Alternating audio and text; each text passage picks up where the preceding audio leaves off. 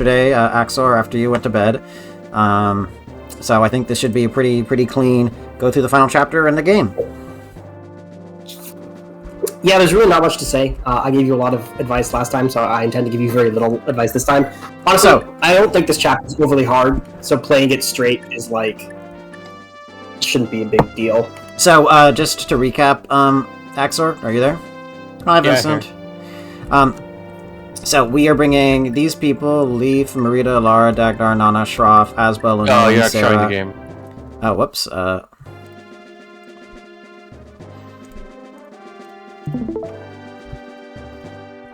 I'm sorry, we are bringing Leaf, Marita, Lara, Dagdar, Nana, Shroff, Asbel, Lenoan, Sarah, Safi, Sed, Pern, Ocean, Galzus, Olwyn, Finn, Xavier, and Ivol. It was a very difficult call to not bring Halvin, Dermot, or Fergus, but we decided this is kind of what happens when you have the fatigue mechanism and dismount indoors, is that you have like a lot of really good units, and obviously you can't bring all of them. Yeah. I have a question. Hypothetically speaking, if we were to bring every single unit in our army that had authority stars, how much of Void would we stack? Well, like who has authority stars? So that's one authority star. Wait, I would just go down the line and see. It won't let me do the net. It won't let me use the next command. Yeah. Also, you are really like choppy. That's weird. I shouldn't be. Everyone's gonna merge into the Fire Emblem Instrumentality Project. Yes, that's exactly what I was trying to make reference to. Is that any better? Very, very slightly. Not a big deal. That's weird. Okay, yeah. Well, I was worried. I was worried it was possible that Discord like fucked up my mic input again, but it's not. It's using the correct mic. Yeah. So Sed has an authority star. I don't know what's up with that. That's 3%. That's 3 avoid, right? 3 avoid, 3 yeah, hit? it's 3% hit. It's 3% hit void. Okay, so that's 1. That's 3. That's 6. That's 9. That's not 1. What are bigger stars? That's it's movement stars. Movement stars. Okay, so that's 9. That's 12. That's 15. Don't think anybody else really here has any. Lifis, Xavier, at 15. That is then 18. 18. It's a bigger star. These probably don't have any, but I'm just making sure. Does Sed have any? He does. We already checked him. Oh, we already checked. He has a lot of vigor. Yeah, a couple units have are very funny. Ivil definitely has one, I know for a fact. I know, I'm just checking everyone else first. So we were at 18, and then 20, 21. So 21 hit and 21 avoid if we bring every single unit with an authority star. And honestly, they're all good units. Glade is it will offset them being not as leveled. Most of them. I mean, the only one that isn't leveled is Glade. Like that, he's the only one with an authority star who's not. So they're all. Yeah. I mean, honestly, other than Leaf, I actually think pretty much every single, other than Leaf and Finn, actually, I think pretty much every single unit with an authority star is a pre-promote. Now that I think about it. So they're all usable off the bat. Also, we did pump all of the things into Ivil because funny maxed stats. I mean, basically we hoarded. I mean, it's a funny game because we hoarded a ton of money to get stat boosters in a secret shop, and then because the stat caps are so low, all of our units just kind of capped anyway because of scrolls. So like, it's a really useless secret shop because it doesn't sell boots, unlike the FE6 one, which actually worth. So we were like, okay, what do we do with all these? I was like, well, why don't we just give them to Ivil? Because like, it's funny. Yeah. And then beyond that, we need a bunch of door keys because there's a lot of doors on this map. We have some lockpicks on Lara. Lara does not need a door key again because Lara has the. Right. You know, obviously because she has lockpicks, so we can give her door key to someone else. I got Asbel, I guess, just in case. Or Ocean, because he might open a door and want to like block the door. Yeah, sure. We also want to hammer the Vooge, I think. We can. It's not a huge deal. I mean, you'll see what's up with this chapter. It's yeah. All right. I mean, it's not easy. It's not easy, but I actually don't think it's that bad. This reminds me a lot of Shambhala in that there's the different like sections around the map that you have to go to. And then once you do presumably all of them, you then unlock the center area where the boss is. Yeah, it's more FE7 or FE6, and obviously those games probably took their endgame inspiration from this game. Yeah. FE7 especially. This is very reminiscent of basically FE7's final chapter, or vice versa. Ooh, I recognize this theme. It's the Loptris theme. Loptir theme. I know. I mean. Oh no. Raedric proved to be even more useless than I thought. Well, if you want something done right, best do it yourself. Veld, explain yourself. Archbishop Manfroy, when did you get here, Your Eminence? Spare me your sniveling formalities. Why is killing one person, a child, need I remind you, so difficult for you? The Leinster heir has humiliated you at every turn. I'm deeply sorry, Your Eminence. I'll claim Prince's head before the day is over, I assure you. See that you do, otherwise it will be your head that hangs from the castle gates. More than just this battle is riding on the boy's death. If he lives, all our efforts to incite war in Thracia and assassinate Prince Quan will be for nothing. I'm amazed the ruse has held for this long, frankly. The fools still think Travant was behind it all. I almost pity the Thracians in the depths of their ignorance. Did it never occur to them that Travant had no way of knowing when Quan's forces would march, or what route they would take? Capitalizing on Travant's ambitions to make North and South Thracia tear each other apart. Everything happened exactly as you predicted it would. I'm honored by your words, Your Eminence. But it's simply giving way to a new problem. You underestimated the Leinster heir, did you not? It would have been best to nip him in the bud and kill him when Castle Leinster first fell, when he was little more than an infant. It is true that Prince Leif has brought all the rebellious children of North Thracia together in one organized revolt. If we strike them down now, when they all act as one and their morale is at its highest, their spirits will be broken. And in my defense, the boy has done us a great service by defeating so many of House Frieg's divisions. Without realizing it, he has eliminated one of the few military powers that could have threatened our rule. Besides, while he may be Leinster's heir, he's a mere child without enough holy blood to so much as lift the gay bulg himself. He's a posturing rebel who's deluded himself into thinking he's a real prince. He cannot hope to triumph against me. You make a good case for yourself, Feld. Very well, I shall grant you a second chance, and as a token of my favor, I bestow upon you 5 of my finest creations, the Dead Lords. I'm most grateful, Your Eminence. Combined with the one I just finished crafting, that makes for a total of 6. Now the barrier will be impenetrable. Then I'll leave you to it, Veld. I trust you'll be along shortly to bring me the good news. I won't fail you, Your Eminence. Spoilers, he will, and then Manfor is going to be a big problem later. So, is this basically going to line up when Leaf joins them in genealogy? Okay, again, you've missed a few streams about it, Axor. So I'll just say, yes, Leaf has already technically joined up with the stuff in genealogy by this point, and that happened like 3 chapters ago when Dermot first came by.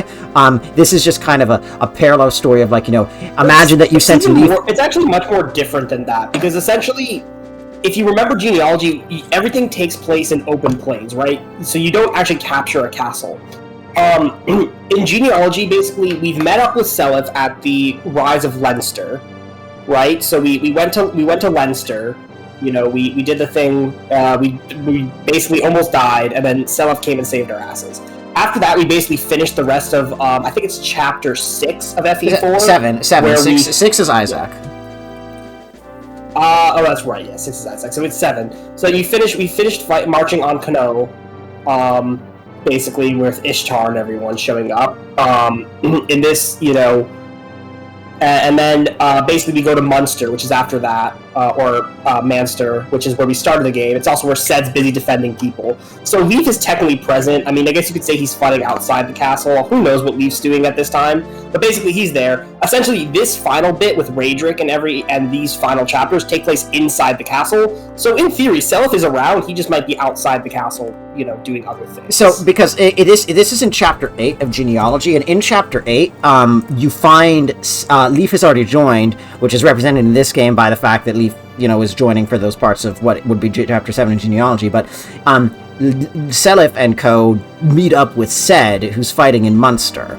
And then what happens in these last few chapters has been a representation of that meetup with Ced in Munster through the eyes of kind of Leaf and his crew, and then these last two chapters have been like, the actual entering the castle and fighting within the castle. Gotcha. Yeah, we also cheesed.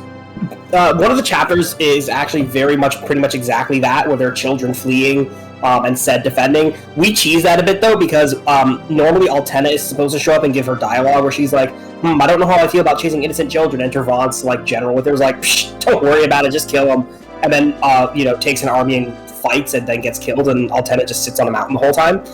We just missed that conversation because we did something funny and Ced showed up on turn 1 instead of when we get over there. So yeah, because in game that's a recreation of what happened in FE4. Yeah, because in Genealogy Chapter 8, that is kind of what happens in the second half of the map, is after you kill King Bloom in the upper right area, then a bunch of Thracian Draco Knights spawn, and then Ced spawns in Munster to defend, and Altena is there, and exactly what Emmett just described is represented. And so we basically skipped the actual Thracian Draco Knight part of that map as it would have been in Genealogy. Okay. Does that make sense? That said, FE5, it's somewhere in between an alternate universe and just a small slice of a small look. It's because obviously it does have some canon pairings. For example, it has Forseti, and it also it has Luwin and Aranis is canon, and then it also has whatever the hell is going on with Lykesis and Nana and with Dermot Finn and Nana. Finn. Damon and Finn. And then finally there's of course Ivo, who survived. Which obviously she can only survive if she has children, because otherwise she presumably dies. It's a one of those. That's more of a gameplay thing. What I would also say, I think it's less of a alternate universe, but it's more this is kind of a microscopic look at some specific stuff that was kind of glossed over in Genealogy because of scale. Let me finish with a few canonized choice elements in there, if that makes sense. Say it's kind of both, because also Leaf has an army that he very clearly does not have in FE4. That's FE5 is just a horrendous gray area, and that's fine. So it's really just best to look at it as a standalone game, and it's cool what it does and how it links up with FE4. But it's not really worth trying to combine them into a coherent. That's true. Story on a small scale. All right, does that explain things, Axor? I think so. Okay, fair enough. Or you just kill off Leaf's entire army, and then you do make it canon. Yeah. I'm not trying to browbeat you, I just want to make sure you understand. Alright, cool. Well, is everyone ready, Augustus? All of our troops understand the plan. Small squads have each been stationed in front of every altar. Let us hope they're capable of defeating the horrors that lurk within.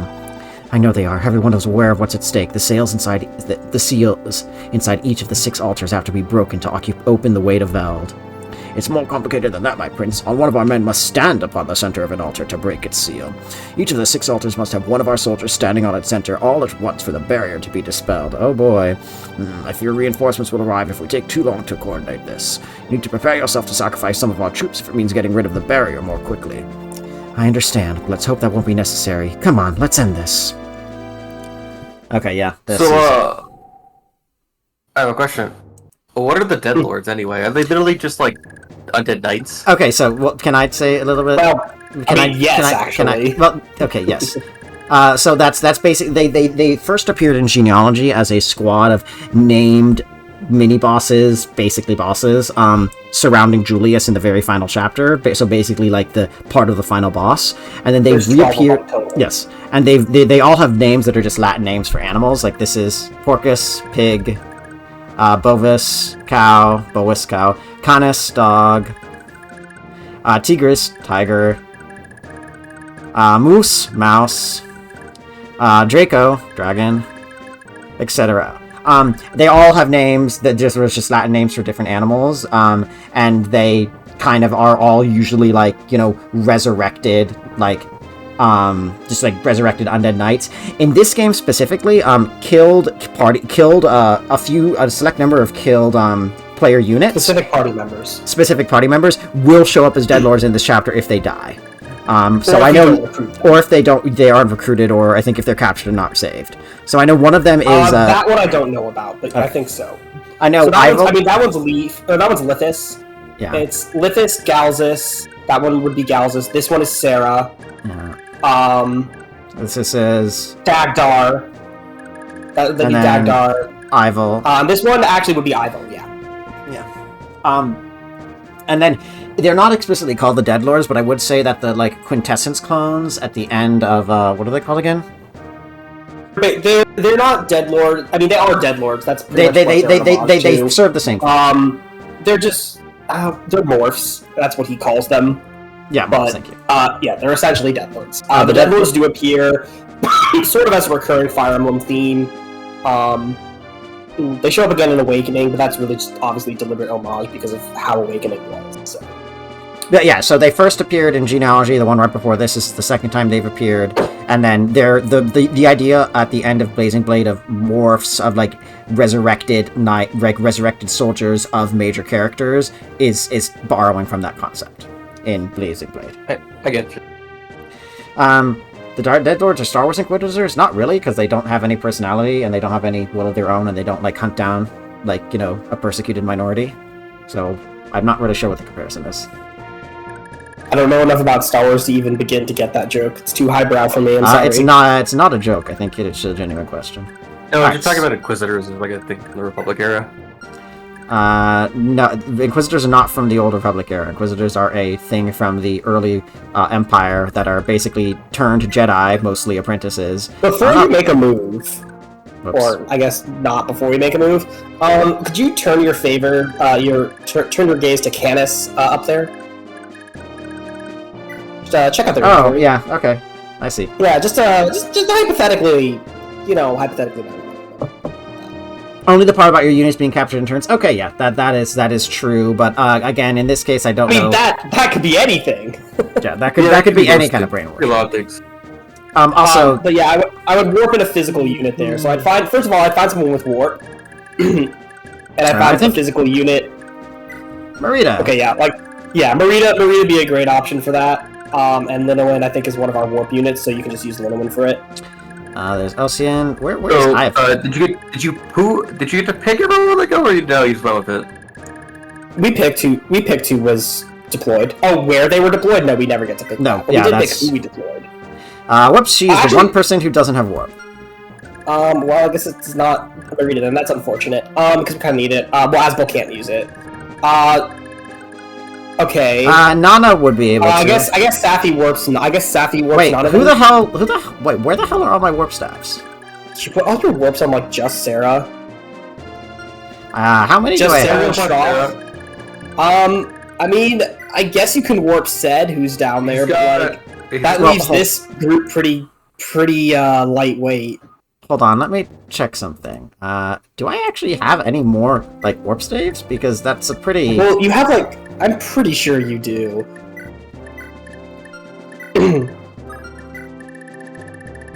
We had a lot of warps. Nope. I mean, try list, because sometimes you I know you've had 3 warps on one character before, so yeah, we have 3 warp staffs. Alright, I'll just go ahead and give one to Lenoan then, quickly. I mean, who has them? I mean, Sed, Shroff. I mean, given where people spawn, I would give Seds to Lenoan. Yeah, no, that's very true. I don't know, take the restore staff instead? Sure. Yeah, well, hopefully we won't need it, because hopefully we'll just kill this guy, but yeah. Okay, quick break. Do we still have that door key on Lara because we reloaded or not? Yeah, I think I need it. Move the door key off Lara. Yeah, no, I moved it off. Okay. Hey, Well, then we're good to go. Yeah. Honestly, I feel like this is a perfectly normal thing to do at the start of this map. Yeah, no, so, it's a perfectly normal thing to do at the start of multiple maps. But actually, yeah, Marita's the perfect candidate because Marita's sword gives her Nihil, which is gonna be really. This is like the one point in the game where Nihil is useful. Oh yeah, because they like, have Miracle. Yeah, who wants to deal with Miracle? So just use Nihil. Paragon on a level capped enemy unit, nice. Well, I mean, it's because it's the same skills Sarah has. True. Yeah, let's just hope we can kill them before they counterattack us and steal our HP with Nosferatu. Okay, yeah, they're dead. Okay, yeah, they're dead. Dead.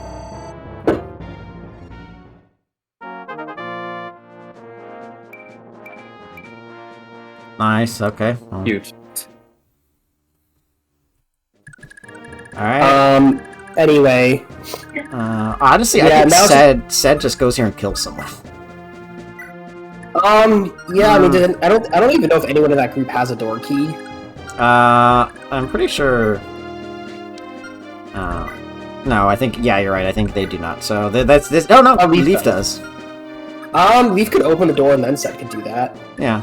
And then Sed can honestly kill the boss. No, the boss is Raedric, so he's actually kind of immune to Sed trying to kill him. Oh. I would actually... Honestly, you're gonna need to dodge. I would have Leaf equip the Kingmaker. He already has. And open the door, and then Sed these dark mages all have long range magic, so Sed should probably just force steady the dark mage. Yeah. Although he has hell. Don't get hit by the 9% hell chance. That'd be actually it wouldn't matter. I don't think they adept. Nice. No, it's fine. Even if you do get hit, we can heal him. Yeah, Shoff is right here. Well, and we just have a ton of units. I can unlock and start killing.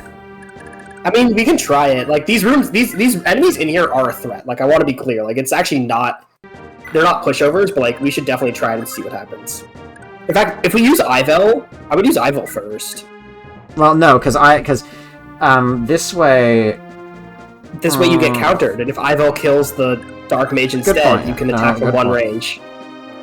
Alright, first time using Ivel, let's see how this goes. I would have just used the Brave Sword, I think, but... Good point. Oh, well. Whoa, that's a lot of hit.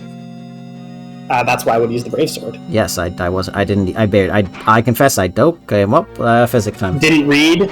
Yes. Okay, yes, I know. That's a very stupid mistake to make. I'm sorry. I won't do that again. I mean, it's fine. We have other units. And then I think we can just graph Caliber. I don't know. And hope we don't die. Honestly, Ivel is in a tight spot. Maybe we rescue her. Wait, what? We don't double. Yeah. Okay, I'm gonna go ahead and do it. We still have a lot of options. I should have read. I should have read the forecast. I didn't actually read it. Honestly, wait, no. Sorry, I was set by grade, so I'm sorry if I'm like not. It's okay. This is 12 times 2, but what's his FCM? 3. Okay, so he will kill. So I'm actually gonna do this.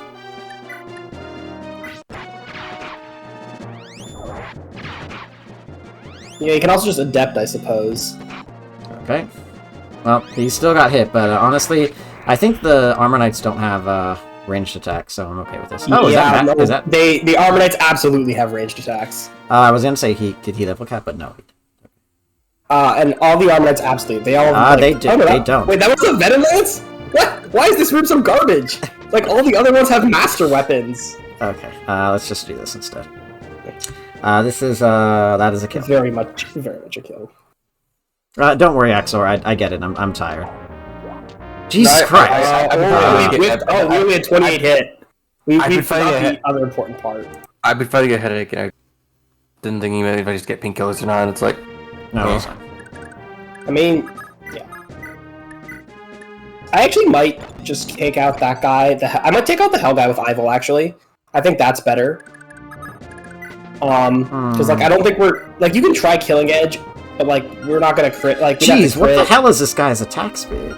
dead lords. These units are like all level cap. That's the point. Well, that's a 28 hit. Like that's why I think That's why I think it's better to use Ivel so that we stay at full health with Ivel, and then we can like try for the crit with Asbel or the adept with Asbel.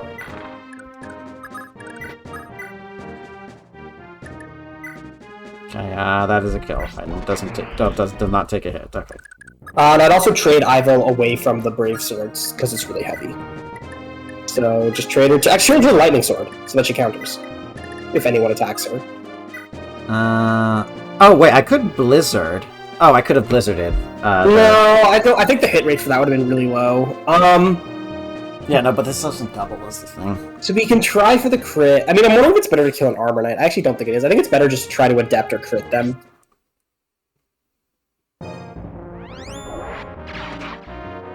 Hey, what? Nope. Oh my god! Or we can get a Movement Star. We'll just keep reloading until we get lucky. That's a good plan. Okay, Asbel, you disappoint. You know what? We deserve that. We do. Well, okay, shit. so does she? I don't. Okay, how much damage does she do? She has 25 attack. Ivel has 15 defense. Asbel is much more in danger here than Ivel is. I mean, just go and see what happens. Like, maybe we die, maybe we don't. I think in that bottom room, I think that's Galzus. We don't have any... We don't really have an option here. I would just start killing all the ranged enemies there with, like, the Brave Axe. The Master Axe. Yeah. Yeah, like, it's Galzus. Just... Yeah, he'll be fine. He'll be fine. He'll be fine. I wonder if I could Berserk them. No, you can't, because they're on magic tiles that give them all plus 10 magic. Xavier with the Brave Bow? Honestly, because it'll kill everyone except that guy, and then we can just kill him later. yes, no, honestly. Hold on, is the Rapier better than the Master Bow? Substantially, yes. Significantly. That's my boy, Xavier. Honestly, bringing Xavier just for the Brave Bow is great. Brave Bow is just really good. Alright, let's see. Who has a door key here? Finn. I think Finn is on unlock duty. I'm sorry, Finn. I love you, but I mean, yeah, he's just here for emotional support and to give support to Nana, because probably that's how it works. Okay, these guys I think also only have head cameras, so... I mean, it doesn't matter. Nana has the Earth Sword, and that's probably what makes the most sense to use. I could always capture this guy. Hey, do the Dead Lords move? I don't know. Probably, but I don't know. Ooh, that's problematic. It's not. We have most of our healers haven't moved yet. That's true. Alright, and then this door I think is staying closed for now. Although, Olwen. It would be nice. I would try killing the Loptian because again, he does have, I think, a lot. He does have what's it called? I think they all have Fenrir, and so we do kind of want him dead. He also has Hell. Well, Safi's right there. Again, all of our healers have not moved. No, well, good thing. So we should trade. We can trade up the fresh Dire Thunder. Yes, now that that's broken. Or actually, wait, hang on. Do we? She has a door key. No, I think unlocking that would get us. Yeah, unlocking that would be bad. But you could bolt it. Actually, wait. You can. So Marita, I am worried a bit about Marita. You could kill one of them with bolting because you can bolting twice, and you still don't kill. Wait, no. Well, hold on. Well, you can bolting. You can bolting dance bolting. I wouldn't do it from here though. I would back up a little bit. Good point. I mean, they only have yeah, they have Master Lances, and she I has would back up cost. more. Yeah, that's what I'm saying. Is I would back up down there. This way you can get healed and danced easily. Yeah, that's true. I would the one you have 39 at crit on. Just good point. Honestly, Marita could be fine, but she also might not Marita's be fine. So it's always exactly. It's always worth checking.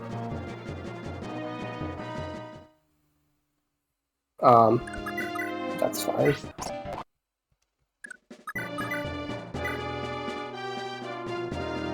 Wait, no, this does kill. You said that. Wait, then he dies. It would do 17. No, it's... Oh, fuck, you're right. I mean, that's fine. Like, we tried. We did our best. Now we just have to, you know, heal. I mean, I could always wait, actually, till the very end of all combats and then just use Fortify on Safi.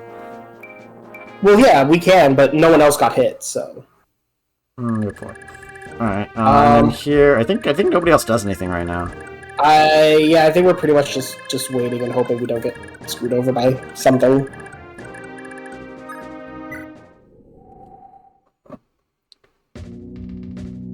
Ooh, love the music with the enemy phase.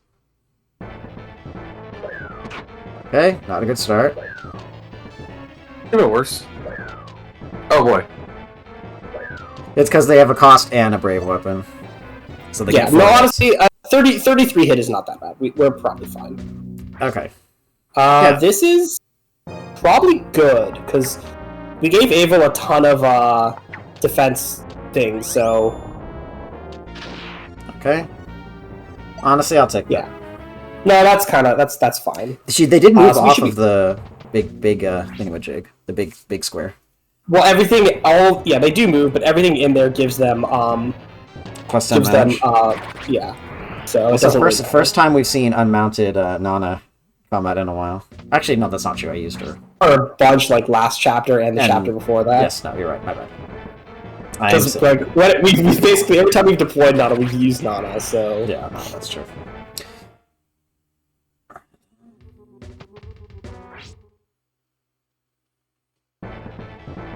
That's actually a lot of hit.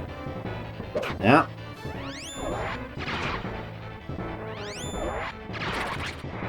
yeah, no, I mean this chapter is interesting because unlike a lot of the other chapters, its difficulty is just really straightforward. Like there's no gimmicks or anything. It's like it's just a hard chapter. I mean, there is the gimmick of you have to like park your units on the seals, and which puts them out of commission. Right, but like that's not where the difficulty of the chapter comes from. Sure. So we just got some very strong meaty dudes.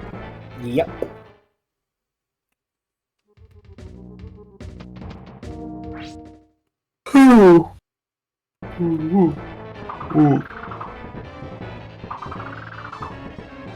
That actually blocks. Yeah, I was gonna say that's really good because now they kind of have to attack. He has to attack Zed, which you know obviously is not going to end well for him. LMAO. You'll do 24 twice-ish? Yeah, I mean it's Zed. He's just gonna kill. It's said he's gonna kill everything he touches. Yeah, it's kind of one of those elite buttons the game gives you. Everything the light touches shall be killed. Asbel, look upon our kingdom. And now we just have to hope Galza survives this. I just kind of assumed he would. Okay. I mean, he needs to dodge at least a little bit. It's easy to hit things too. Well, no, it would have been almost better if he hadn't hit, because then the other one couldn't get to him. But I think he doesn't. We do. The whole point. No, the point of putting Galza here is he kills everything. I agree, but I mean, like, if it's a question of whether he would die, then it's better that he not kill one. No, because it's like they can't crit, and then like do 7 damage to him. No, I mean yeah. It's just if we were worried about him dying, we wouldn't have put him there in the first place. I'm like 90% certain that Deadlord has a ranged weapon, so I'm more worried about Rita, honestly. I think okay, she's safe. She's safe now. If she had gotten hit by all 3 of those, the F3 of those, she would have died, but she only got hit by 1. I mean, she had a 1 in. Uh-oh. This could be a little flames. Oh, huh, Astra. I guess we're just dead then. Interesting. Oh, that's right. This unit has Miracle. What does that mean? It means he won't again! No, he will. He can get hit. He can get hit. It's just a low chance. Like, extremely low. God damn. The Miracle coming in clutch. They activated our trap card. We also have Miracle, though. And we also just activated Astra. Yeah, I think it was Astra, not Luna. That's what I said. Yeah. Well, it could have been either, but yeah. No, I said yeah, that's fair. Yeah. Alright, well, that went no, you're right. That went pretty much as well as it could have gone. Yeah, no, we got Alright, how many enemies we got besides the center guard left? Those Armorites didn't move. Oh, he's too beefy. Could someone bolting from there? Not with these units. I think Ocean just is gonna have to go in, maybe? I don't know. Or we can give it to Ivel. Or actually, Ivel's really inaccurate. Yeah, should probably be this guy. Asbel. Jesus Christ, Asbel. Alright, well, we can lock them in the corner now. Like, Ivel can just attack with, like, any weapon. Just probably Killing Edge or Sword is the most accurate. What has the highest Killing hit? Killing Edge. Killing Edge or Lightning Sword? Lightning Sword gives speed, but yes, you're correct. Actually, no, Lightning Sword gives skill. Lightning Sword probably is better.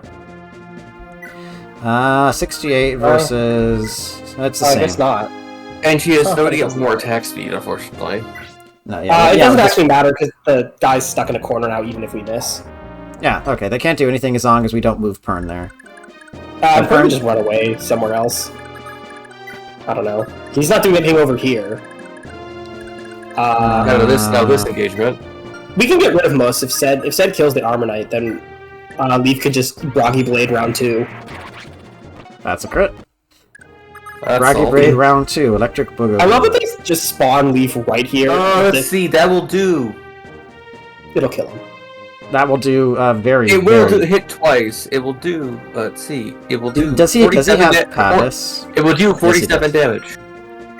And Wrath. Oh my god. Oh my god. So that's the guy Veld made the Deadlord out of. He said he was just finished making one, huh? So that's the one he made.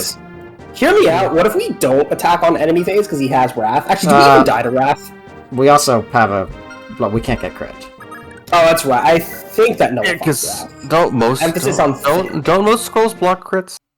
All scrolls block crits, but the issue is that we don't know if Wrath means that the crit guarantee bypasses the inability to be crit. Yeah, we'll find out. I'm not sure about how everything interacts. Well, it didn't matter. We'll never know. And second hit crit, because what's Leaf's SCM? 2, but that was a... that just has 32% chance. Oh, it grants Miracle? Based.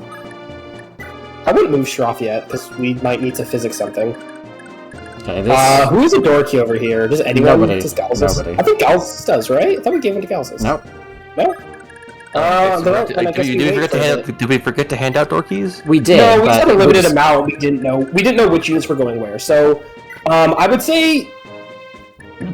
Well, I would say actually, I have a plan. What if? Well, Marita can just kill one of them. That is 18 twice. And then Owen can kill the other one.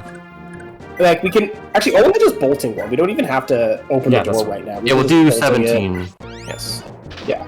Well, he's 1 HP, so it definitely kills him. And then we might need to heal Marita first. Hold on, this is 21 twice. Okay, yeah, I think I should heal, but yeah, he will double attack her. He will quadruple attack her first, actually. So I think I will. He doesn't have a physics, so I guess. I would just use Shroff. I'm gonna do combat with Nana first, just in case. That is damage once because you will get doubled. No, but we have a brave weapon, but that's still not enough. Yeah, I think we just Earth Sword. I think we Earth Sword on enemy phase. Well, we might have to, but like, what if we just attack now and then just like we can do 18 once. What did you say, Emma? I said, see if you get a 12% crit. We can also just fortify since we also have a bunch of units injured. So like, yeah, I was going to fortify in a moment. Yeah, so like, why don't we just go for it then? Like, if we get damage, that's fine. Okay. I am gonna move Finn out of the way. Yeah, just one space back. And I think we fortify now because we're not like Xavier needs to get out of the way so that I think does Dagger also have a door key? Yes, he does. Honestly, I might move him in and kill this guy. Yeah. This honestly might be another one where we warp someone in to kill, because, like... I mean, it's that or we try to kill him with Ocean, but, like, I'm actually a little skeptical about if that's gonna work on player phase, so... I think you're correct, but what's his hit? So his hit is 107. 107. Ocean has 68 avoid, so it'll be like a 20. I mean, we don't have a restore staff here, so yeah, that is too risky. Yeah, I think it's just we warp someone reliable, and like we can warp. Also, we don't even need a door key. We can actually just have Sarah warp Galzus into that room onto the switch. Yeah, okay. So fortify time. It's on Safi. Safi. And Lenoan, so... but yeah, Lenoan could warp if she... I don't know if we have warp on her. I think she does, right? She has the It is broken. She does not. Oh well. She has rescue, though. We can have someone else warp later. Alright, what's this one gonna look like? We've never used it. The genealogy animation. That's surprisingly little experience, given what the staff is. Yeah. Alright, another empty level. Classic. Oh yeah, we're at like a forge piece. Yeah, Marita can just like stand right there and... just use Marita's sword. Yeah. I didn't even look at the that forecast. I didn't. There's no need, it's Marita. I didn't look at what Fortify did. Fortify is a full heal. Fortify is just a map-wide heal. Map-wide heal. Not full heal, but it is a map-wide heal. Oh, okay. I thought it was like a thing you... Okay, I thought it was like targeting you to increase their defenses. That's, no. ward. Slash, ensorcel. Ensorcel, slash barrier, slash, yeah. Yeah, slash ward. Yeah, I think we don't really do anything because I don't think there's anything to do right now. I guess we could have baited out the bow armors with someone else. Xavier was just too chonk. Yeah, he is... Oh no. Oh. Oh, that actually is really bad, because that's like the one thing that can kill Nana. Are we really gonna get that from Lucky? Yep, we sure are. We are. That's amazing.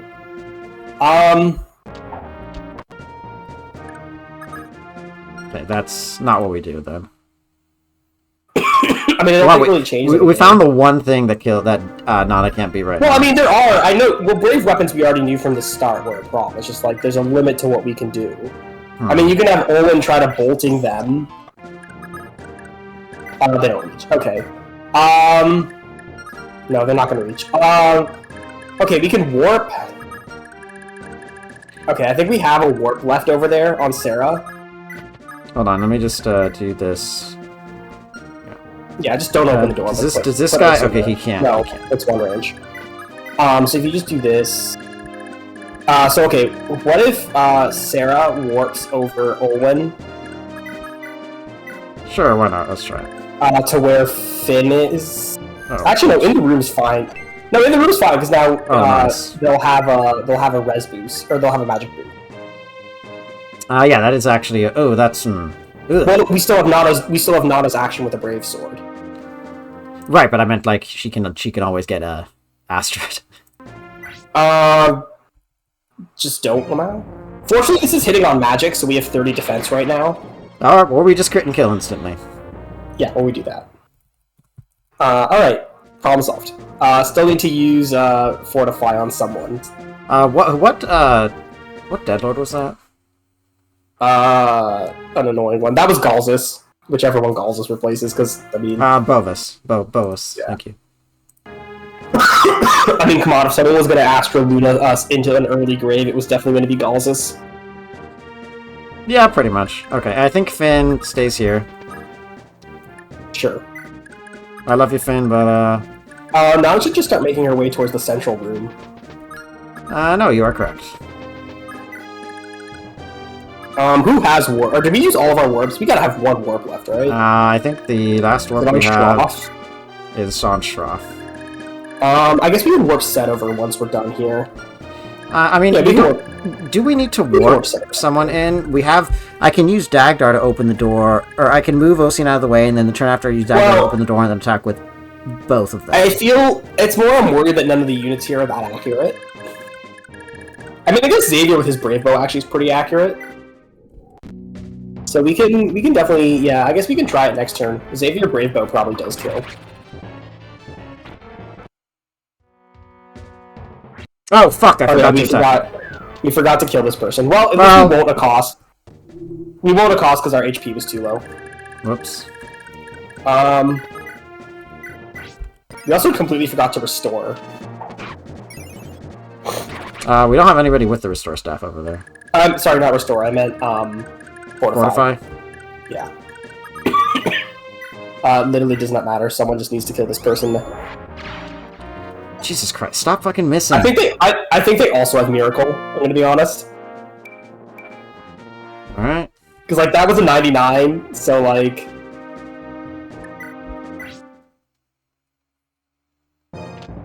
There we go. There we Thank you, go. Ivor. Finally. Ivor Or maybe killing we her just own missed the Deadlord. 1%. Yeah. Fern can just go stand on the square, I guess, because I think we are going to warp said to kill. Oh no, we don't actually warp yet. We can not move anywhere. I wouldn't move anyone here yet. I would deal with the. Lee should move. Well, yeah, I mean, Leaf can move, but like, I deal with the other situation first. Yeah. That guy didn't move. That's okay. What if Ocean just opens the door so we have the most actions possible? Because Ocean moving out of the way just wastes his turn. Well, I was gonna say moving him out of the way and then doing it next turn. Yeah, I don't think it. I think we just Brave Bow. That is 61 twice. Yeah, this seems unlikely to kill, but I guess go for it anyway.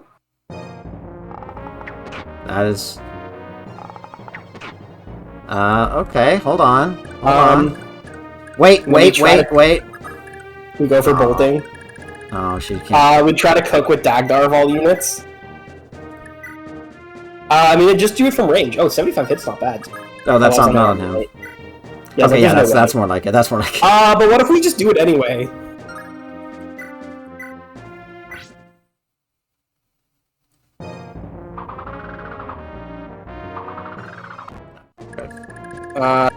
But not unexpected.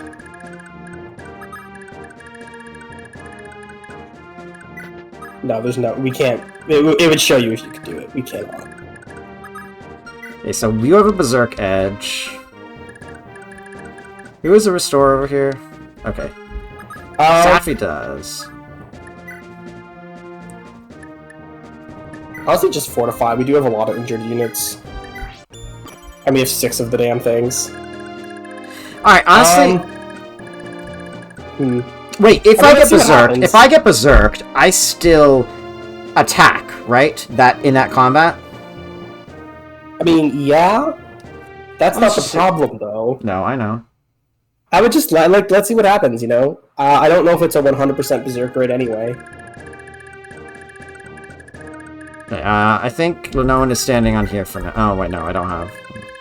I think Pern might have to go over there, or we warp someone over there. We don't have enough warps. Alright, so... okay, sure. That's... Why not? Totally fine, honestly. Like, now we can just kill him with the Brave Bow. Honestly, Lithis truly just was being Lithis up until the end.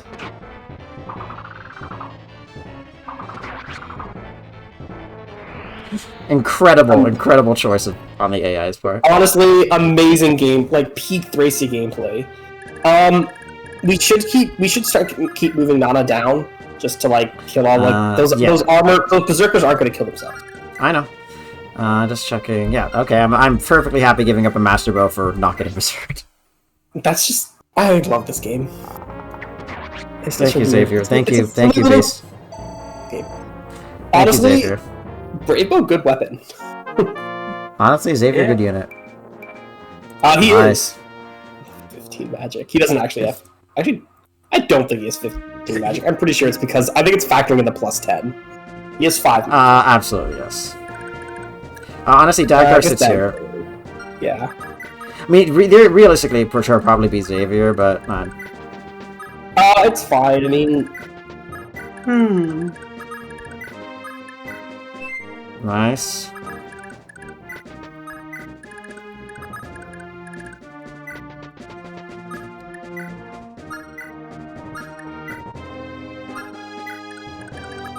Okay, none of them have ranged weapons. I can't bring Pern around the front though.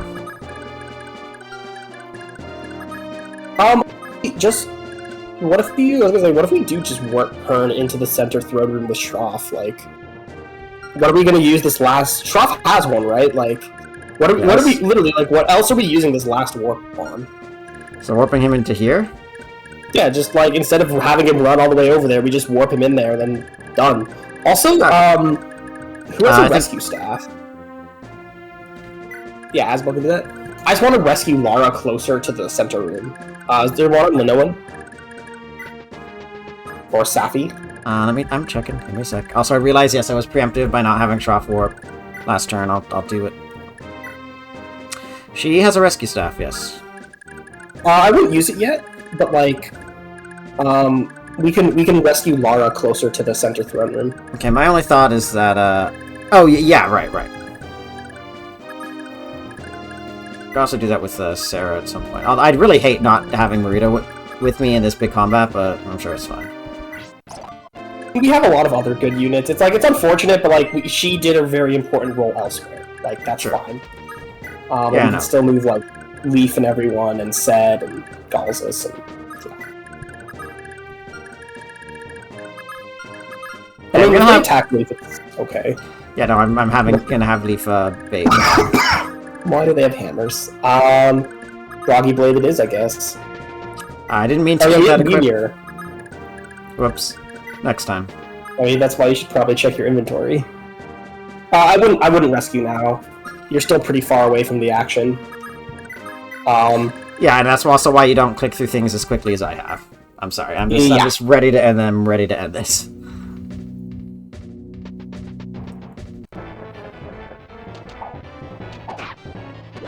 I mean, it's okay. This gives us Miracle, so, you know, optimal. I meant about not using Meteor. Well, that too. I mean, what if we just put Leaf in the choke point, I guess?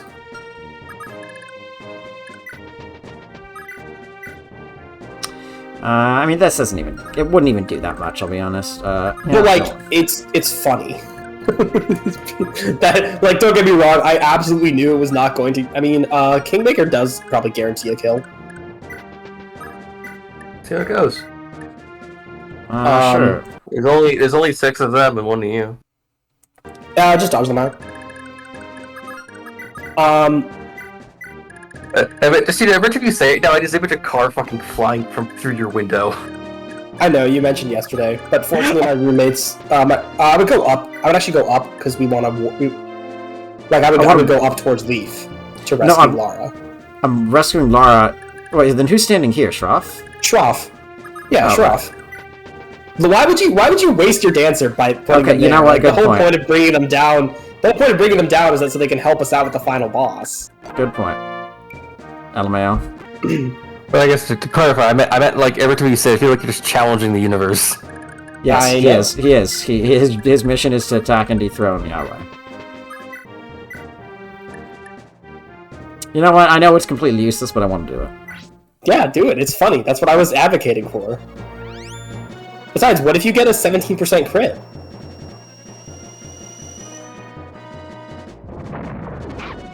Alas. What if you triggered Adept? Am I on that?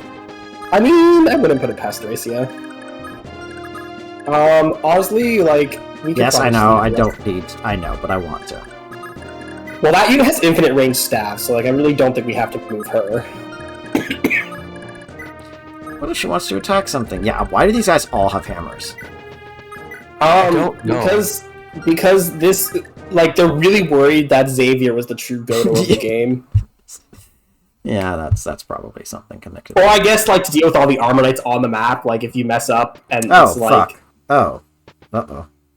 Nah, that's okay. We're safe. Because, you see, we didn't unlock the door. Big brain move. Although Shroff might be in some danger. Nah, not yet. Shroff can always, like, rewarp into that, if we really need him to. Actually, that's a good plan. We probably should do that.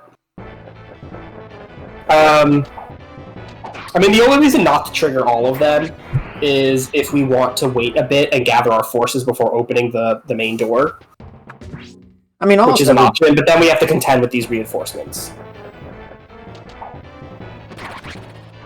Nice.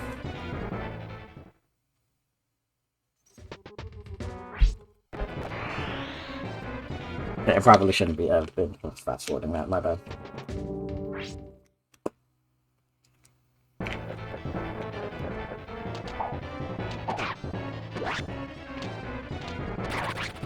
Nice. Hi, Red. Leaf, they number you 6-1. Good, then it's an even fight for yes. Leaf has ascended. We started the game fighting pirates, and by God, we'll end the game fighting pirates. Yes, we started the game making fun of Leaf, and I mean we're still making fun of Leaf, but by God, is he making us he deserves it. He's making us pretend as if that wasn't completely deserved. I mean, it's just like he's so aggressively mediocre. This is annoying. Oh, if we get accosted, we're dead.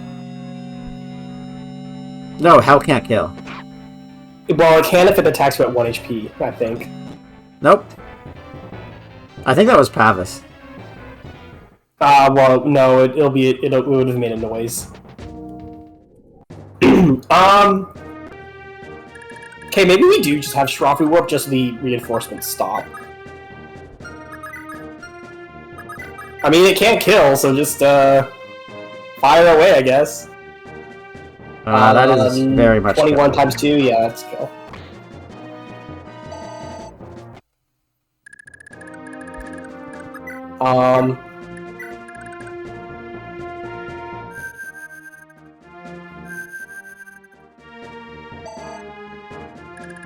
Okay, do I need to wait till the end of the turn? I think so, I guess. So I guess we just have Nana up front, you know? Because... yeah, what if we just put Nana up by that door there? Surely this won't come back to bite us.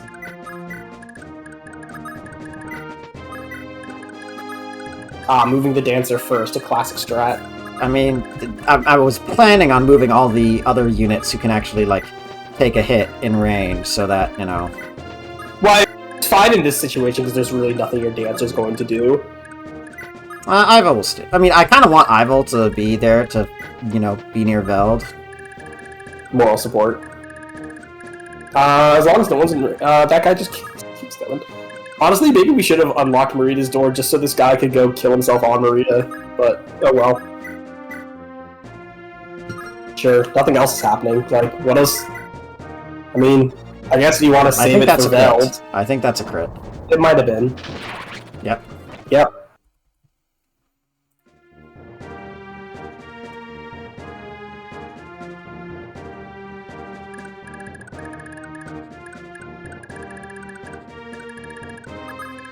Alright, so next turn the door will open and the reinforcements will stop. Fuck, they start. Okay. Wait, are we interesting? I think we're on all of them, aren't we?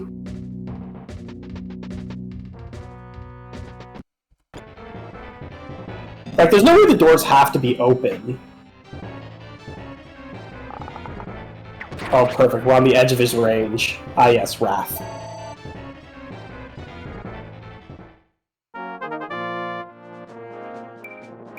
Oh my god.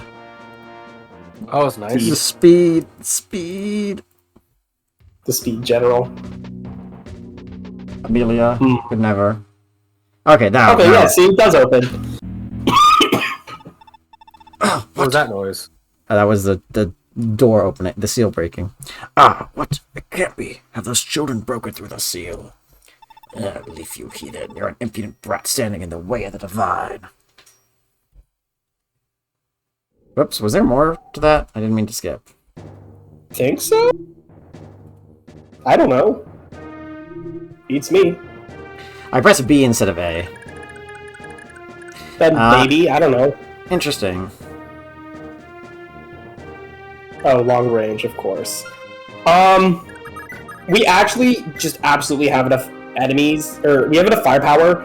Don't attack Veld. Just like Brave Sword this guy in front, and then Sed can run up and like kill Veld, and then Leaf can seize the throne, and we can literally just end the map right now, I think. You know what? Let's do it.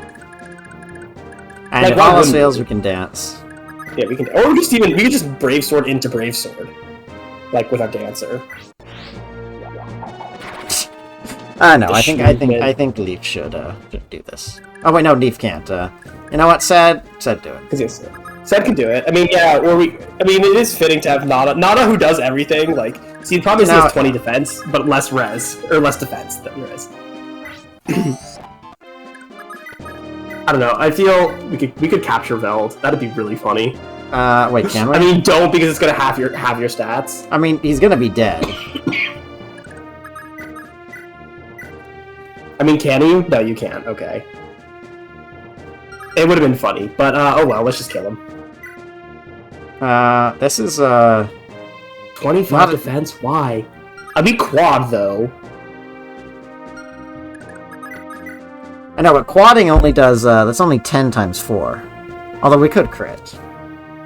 We could always actually have Sed come from behind to do it too, or if that's Ocean or Galzus can also Galzus honestly with his like Astroluna. This is something worth trying.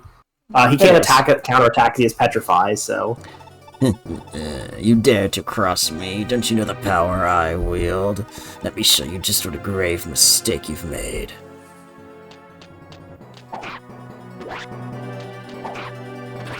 Alright. Well, I guess it's time. Galzus? You know what? Actually, wait, is that Sarah in range? No, it's not. I was wondering if Sarah had unique dialogue. I doubt it. I could always rescue Sarah, right? You know what? Let's do it. I mean, I don't think she's going to do any damage.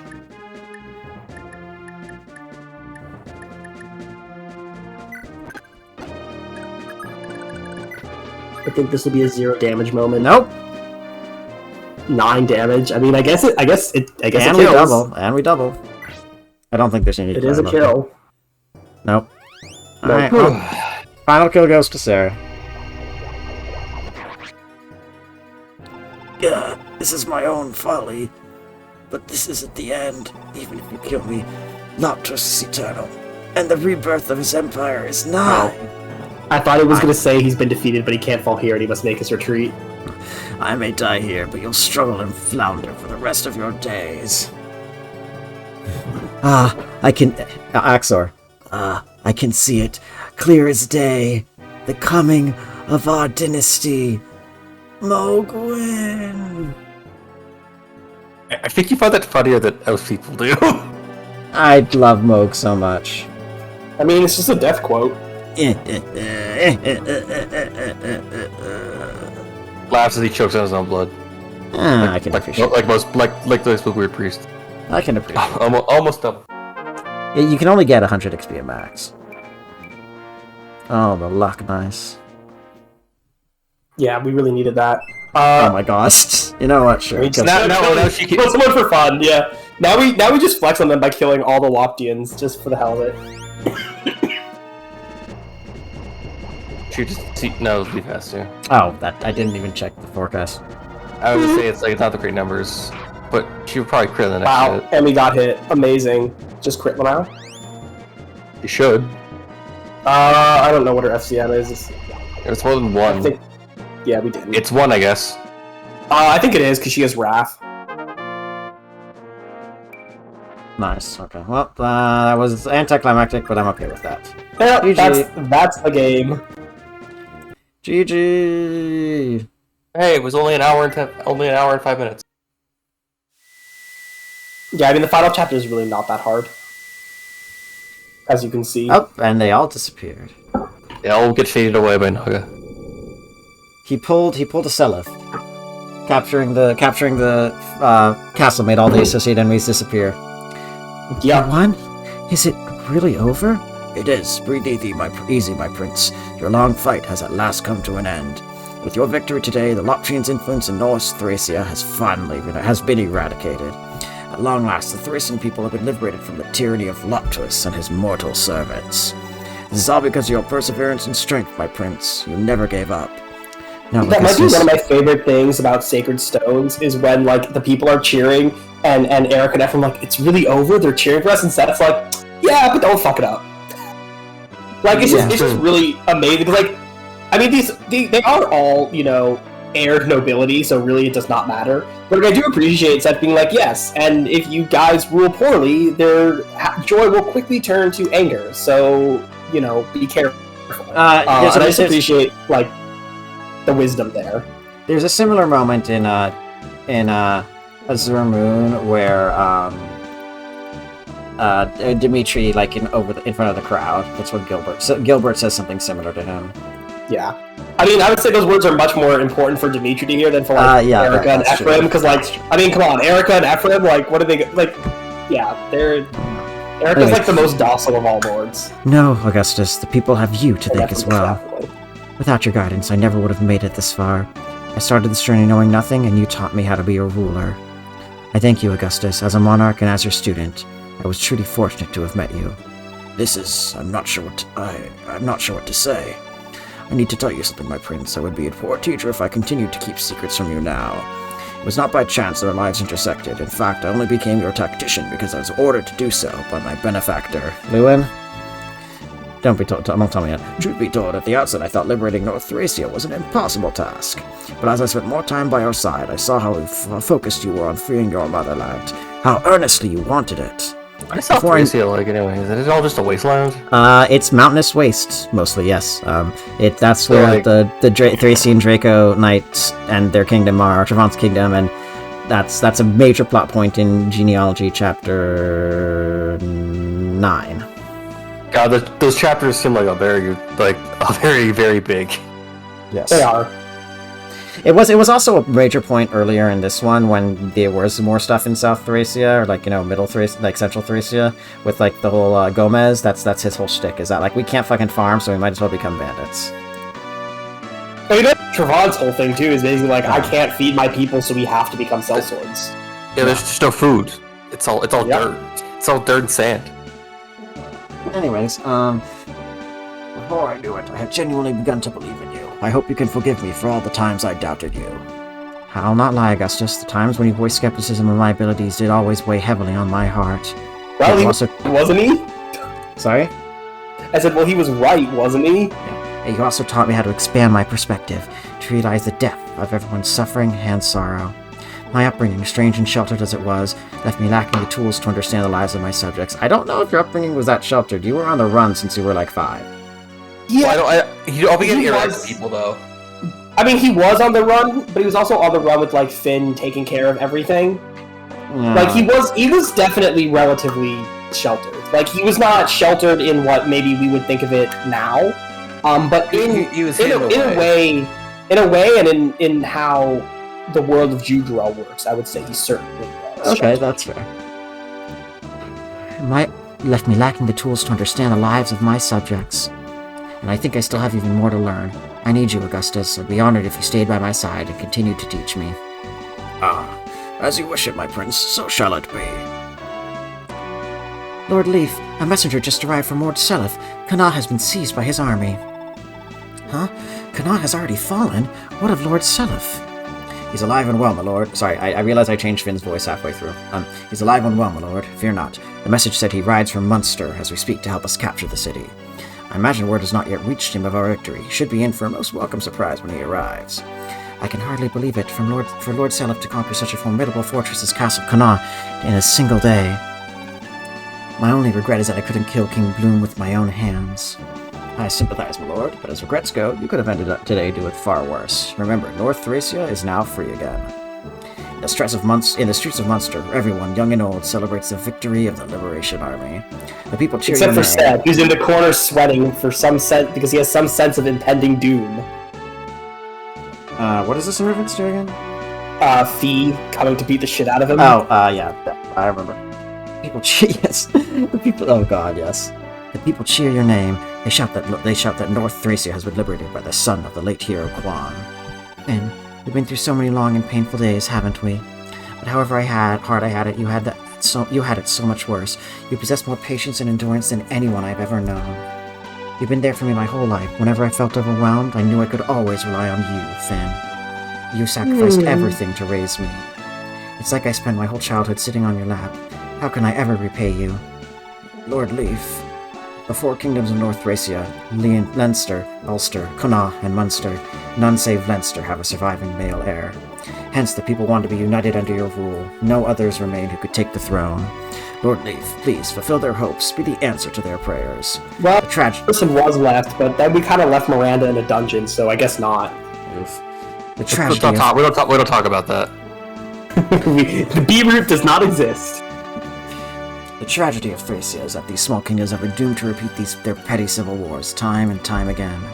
Unifying Thracia and building a single prosperous kingdom as the land was under the days of Dine and Yorun. Also, I am silly, I made a mistake. Leaf has minor Yorun blood, not Dine blood, I'm pretty sure. Yes, Dine blood is Dine blood Thracian. would be Aryan. Yeah, Orion. So Leaf has, I think, minor Balder blood and minor Yorun blood. Yeah. Okay. Under the days of Dine and Yorun. Doing so was the dream of your late father, Lord Quan. If you truly wish to repay me, my lord, it is what I would ask of you as well. I would move the heavens themselves for you, Finn. Of course I'll do as you ask. I've come this far. I won't start running now. I have a duty to protect North Thracia. Unifying all of Thracia will depend on the will of King Trevant, but I'll do everything in my power to make it happen. Oof, about that. Yeah. Depends on the will of King Trevant. Trevant chooses to sacrifice himself for it. Like, he literally just hands off the gay Bolg and says peace, and then attacks with a silver lance. Like, Trevant actually does. I mean, Trevant's will is not a non-factor. Okay, that's true. Okay, then I should say, it will depend on the will of King Orion, and he's, anyways. Yeah, he's an idiot. I know that's not ideal, but would that be enough to repay you, Finn? It's all I could have dreamed of, Lord Leaf. Guess that's the end of this whole mess. Hard to believe this all started with the Rager kidnapping little Nan and Marita, huh? Ah, little lord, it breaks my heart to do this, but me and some of the others have got to head back to Fianna. What? You're not coming with me, Ivo? Why would you do that? It's because, Leaf, I'm not playable in genealogy, and this is the only way to cut out It's because I'm avoiding my sister, who thinks I've been dead, and I really don't want to see her again. That'd be awkward. I ran away from her because I didn't actually want to live with her ever. Also, actually, I just want to say, this family, like, we all talk about, like, you know, how lucky, you know, so-and-so is. Can I just say that the Jungbi family is, like, fucking strapped in terms of luck? Like, the only people to survive FE4 in its entirety are Ideen and, if you play FE5, Brigid. Like, this family just got all the luck. They are unkillable. I mean, I guess it makes up for Edane's kidnapping starting the whole thing. I mean, Evil temporarily suffered a death forced to death, but I guess she wasn't conscious during it. Twice. That happened twice. Well, that and Finn, actually. Finn also, of course, survives the entire events of FE4 and FE5, because, you know... He ran the fuck away. Finn and Oifi. Well, Finn and Oifi and, technically, Shayna. But yes, Ideen somehow survives Valhalla. I am trying to remember what Oifi is over. So... I mean, he's a playable unit in Gen 2, and he's a tactician of Gen 1. Oh, okay, no, it's a Child of Lear, okay. Because it's like, because I think when I think of Finn, I think of, it's Finn McCool.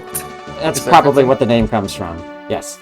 Like, but Finn is also a relatively, like, common and important, very common, I believe. It's a very common Gaelic and Celtic name.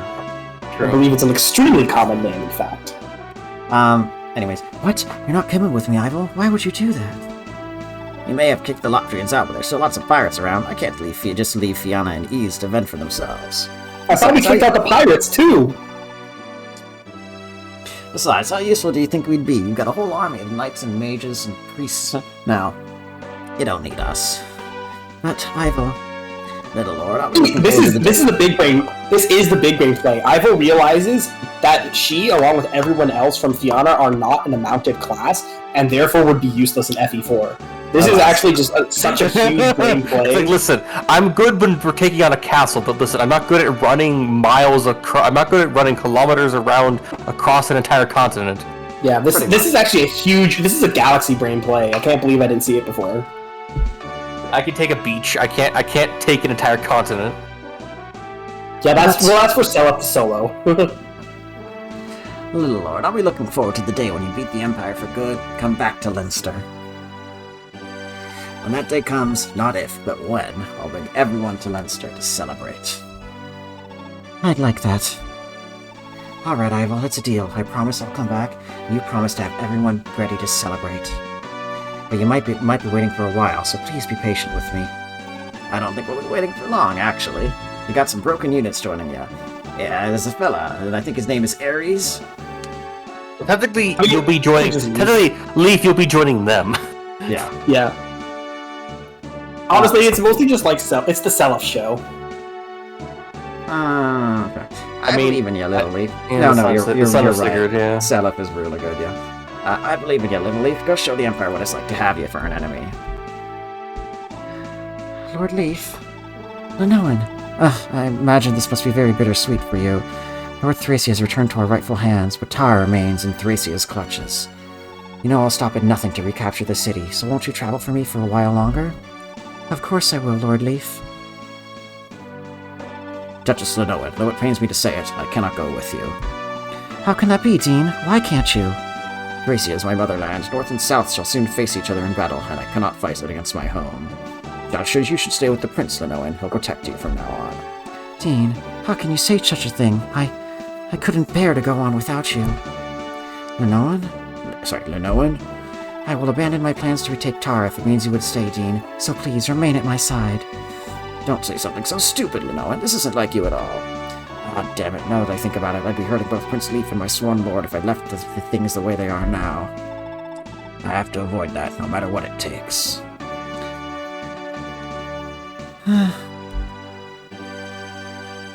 Now look here, little lady. You've got to say it. Right now. But... If you don't say now, you'll only regret it. Or are you comfortable staying the cute little sister forever? But Marita... Oh, you're just going in circles. I'm getting impatient. Hey, Leaf. What is it, Marita? Ah, what's got you looking so grim? Go on, Nana. You can do it. Lord Leaf? No, Nana, there hasn't been a chance for just the two of us to talk. Wanted to thank you. You've been just as big a help as anyone, and I wanted to make sure you knew how grateful I am. That's an extreme understatement. Yeah, I know. Nana, I think is like, if they had medals to give, Nana probably has like 4 of them on her shoulder. Yeah, she's got the big epaulets and the military decorations. No, not epaulette, but literally just.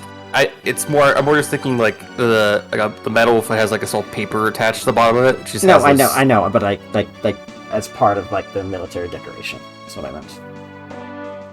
But no, yeah, you're right.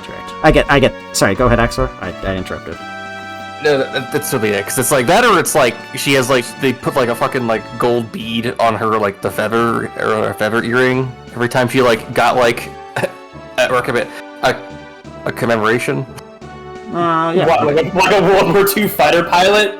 She's blinging herself out with each kill? That's really funny, actually. I was also thinking, like, every time she killed more than 10 people in a fight, which is probably, like, over 8 times.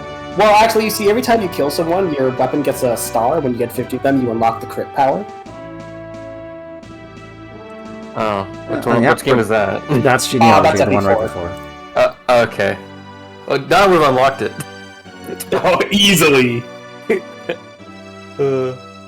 Anyway. I don't know. Actually, this game should show us.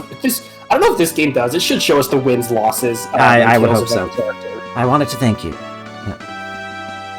You give me too much credit. I hardly did anything at all. God, if you did nothing, the whole army did less than nothing. I think not. We were raised like siblings, and you've always been there for me, Nana. You were always the one to support me, to comfort me when I needed it. I wouldn't have fought half as well if I didn't have you to keep my spirits up. When this is all over, I'll go looking for Lachesis, and if I find her, I'll tell her. I fall in love with your daughter, Nana. I humbly ask for your blessing to wed her. That sounds like a great way to get yourself killed, I'll be honest. I don't feel like Lachesis would be receptive to that. She would not. I'll be real. I feel like at least Leaf trying shows that he actually cares a lot. It's like he's willing to get crit. No, they're a really cute couple. Like I liked them.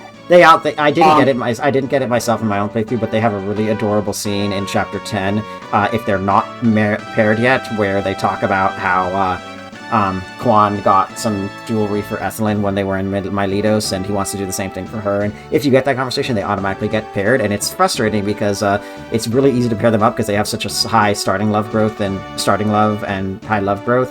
But well, I guess they'll be around each other a lot. This fills in the gap of Blue Y, I guess, besides other scenes. Well, I mean, we know because like they obviously are also like both in genealogy. Leinster the whole time. Yeah. Like, anyways, and of course the families were. Well, I suppose it was our father, but like the families were very close because Lachesis is Eldigan's younger sister, and Leaf is of course the scion of Quan and Ethelyn. So that's basically like. They're just further refining the Trinity bloodline down to a single heir.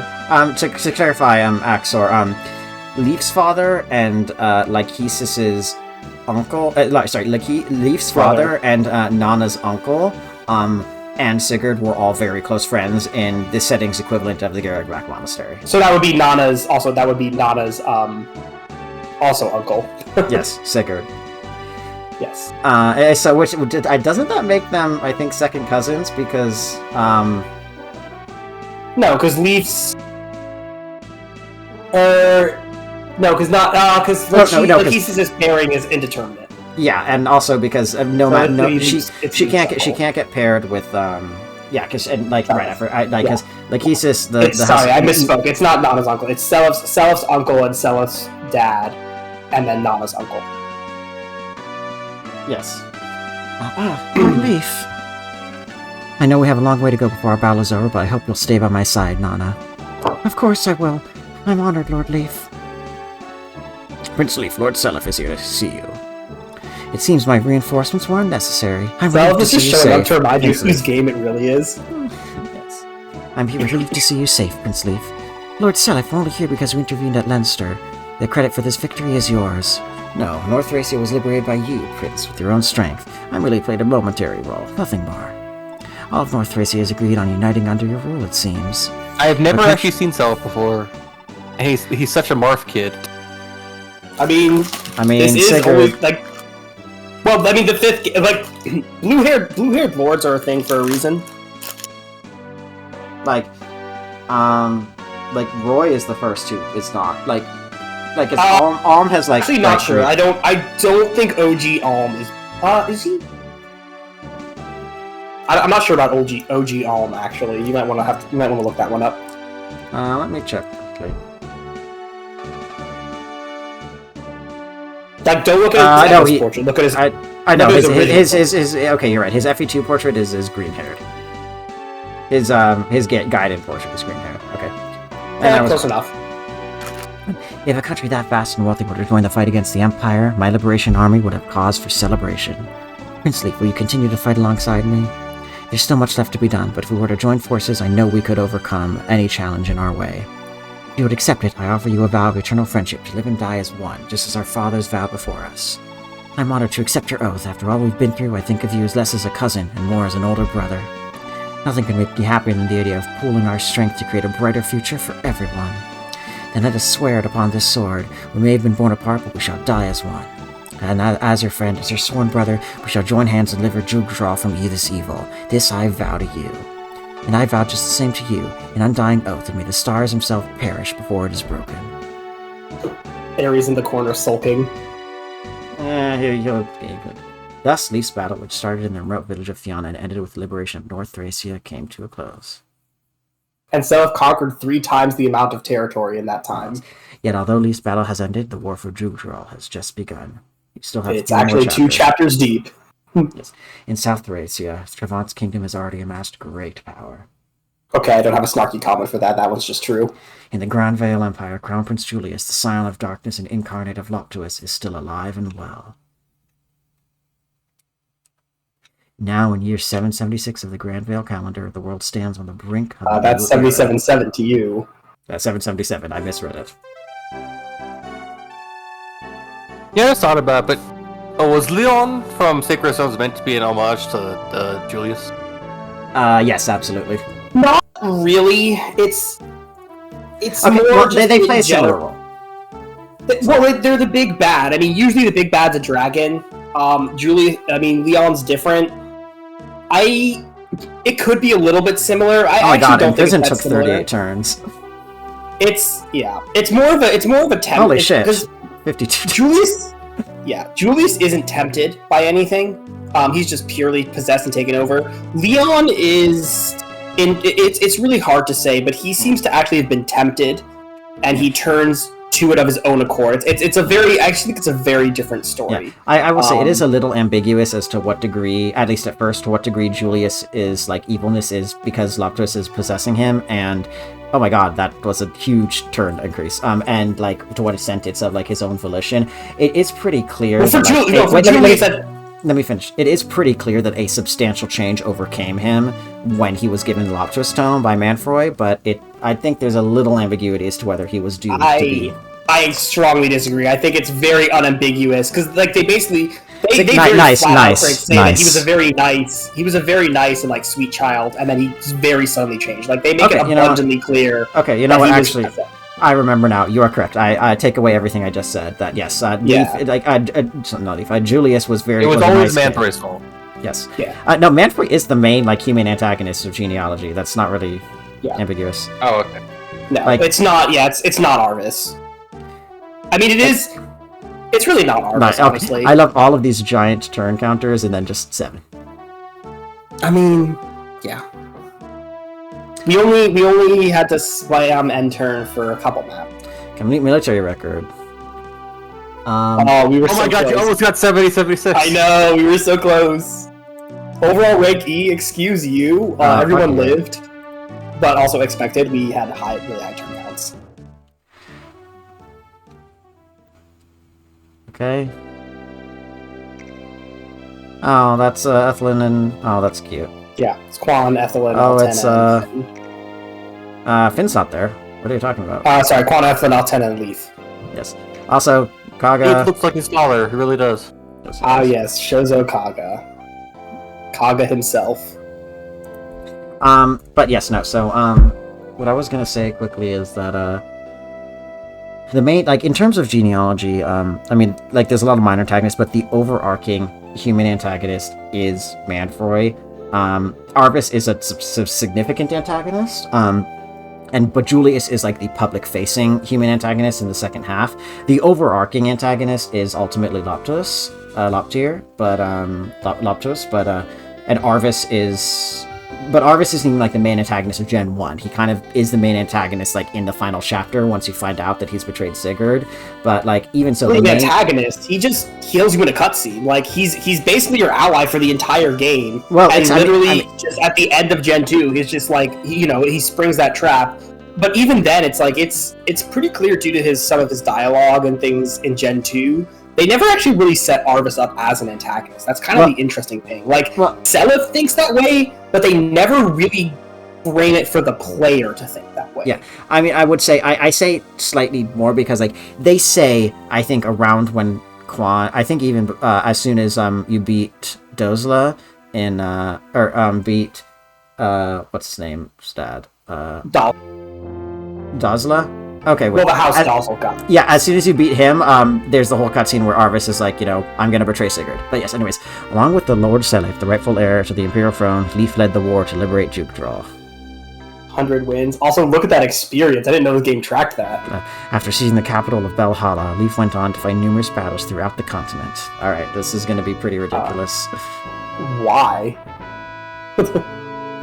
When all was said and done, Leif's fame and renown ultimately surpassed even that of Holy King I find that that seems unlikely. That seems unlikely. In year 780 of the Granville calendar, North and South Thracia were unified into one country. Like, Leif, you are amazing in genealogy, but I was also saying, to be fair, he can't really take credit for that because Altena definitely helped. Yeah, that's true. Leif took the throne of this new kingdom of Thracia, and together with his queen Nana and older sister Altena, led his motherland into a new era of prosperity. Hope Orion's okay. I don't know what the canonicity they have about the whole keeping Orion alive thing. They were beloved by the people of North and South alike. Dedicating their lives to unifying Thracia, Leif and Altena were hailed as successors to Dine and Nyorn. Nyorn blood, though. In the annals of Thracian history, the name of King Leif the Wise, the Sage Lord, will echo for eternity. Oh, right. Oh, that's where the Emblem thumb comes from. Yeah. Alright. That. Finn, my boy. He actually had less wins than Leif. Lamau. There were a lot of chapters you could. After hearing word Leaf that Leaf had safely fought a taken the lot of throne, people, Leaf's actually. Finn suddenly disappeared. It was 3 years before he was seen again, Yeah, this one's really reappearing just as suddenly as he had first vanished. I was looking for Lycasus, I remember. Yeah, it's said in... Yeah. No historical records exist of where he had gone or what he had been doing during his long absence. The only evidence that remains are strange rumors that he had been seen in the Eid Desert, Finn just literally spent 3 years searching the desert for Lycasus. Holy shit, here it is. Wow, Yeah, that's it's less than I thought. Following their that's victory at Valhalla, Nana devoted herself to helping liberate Augustria. Oh, right, her mom's. After wedding Leaf, now king of New Thracia, Nana dedicated her time to aiding the many orphans of the war, many of which she had made herself by killing their parents. Known for her beauty and compassion, Did they have families? Debate. I mean, she mostly killed cultists. she was affectionately called Princess Nana even after becoming queen. The whole reason why we are allowed to capture units is because, they're pressed into service. So she absolutely killed people who had families. By all accounts, she continues to enjoy a happy marriage with a thief to this day. I mean, narratively. The reason we capture units is because we have no resources. That's the flaming of Thracia. A lot of them are free soldiers, or they're soldiers of Loptis. No, not all of them are. In chapter not all 1, of them are. Okay, not all of them, but in chapter 1, that is the reasoning that Ival gives for capturing units that are the rank and file. Some of the rank and file. There are that, but then you have to remember there are the chapters where you're seizing Leinster. It's like, don't attack the Leinster Knights. Cough, cough, wink, wink. It's like sometimes it's obvious that they're that, and other times it's like, yeah, we're also fighting Thracia or that's true. Frigg. We spent a lot of this game fighting Frigg. Okay, fair. Anyways, returning to Fianna for a time, Ival temporarily led a quiet, peaceful life. These are longer epilogues than I anticipated. Eventually, her geese, the compact she had made with the dragons, expired. Oh, okay, hold on. And with its end, her memory returned 7 years after the end of the Holy War. Oh, okay. Is this Forseti, fucking up human lives again? Her belated No, it's her. Oh, she is a different god. Her belated reunion with her children became the subject of a timeless song, known to any bard who can play a lute. No. She would have had a different geese because she has a different holy blood and therefore a different dragon. Marita, Sword of Stars, still ashamed of her lack of discipline for having been possessed by the Shadow Sword, Marita embarked on a journey to train and better herself, alone. And then she got the real shot at it and was really confused. Oh, she didn't spend time with her dad? Okay. Before long, she grew into a formidable swordswoman, one whose name was known throughout the continent. Look at her. But no matter how well known she became, she would always say, "I'm nothing compared to my mother." Sure. I mean, strictly speaking, yes, but only because your mother has holy blood and also a holy weapon. Fine. But How was not her as a mother swordsman. Yo, 50 dubs? That's pretty good. Sorry, what was your question, Axler? Who was her mother again? Her adoptive mother is Ivo. We Ivo. don't know. Fair. Her biological mother was Galzus' wife, who died in childbirth.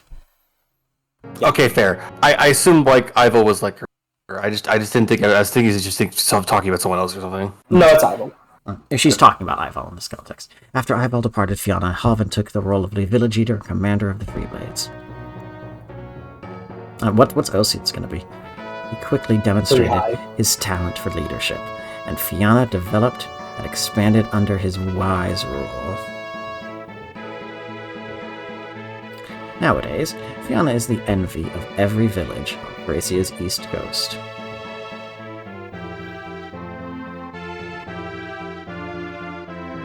Holy, yep, that's what I was expecting.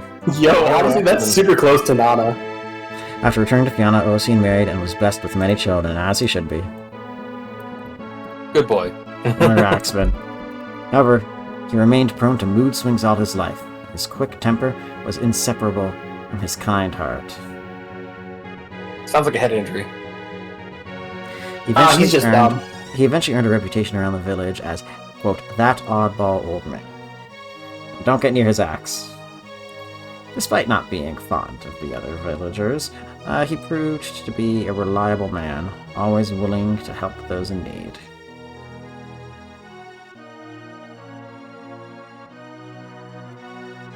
Or to Tanya. Tanya, oh, hello. Probably.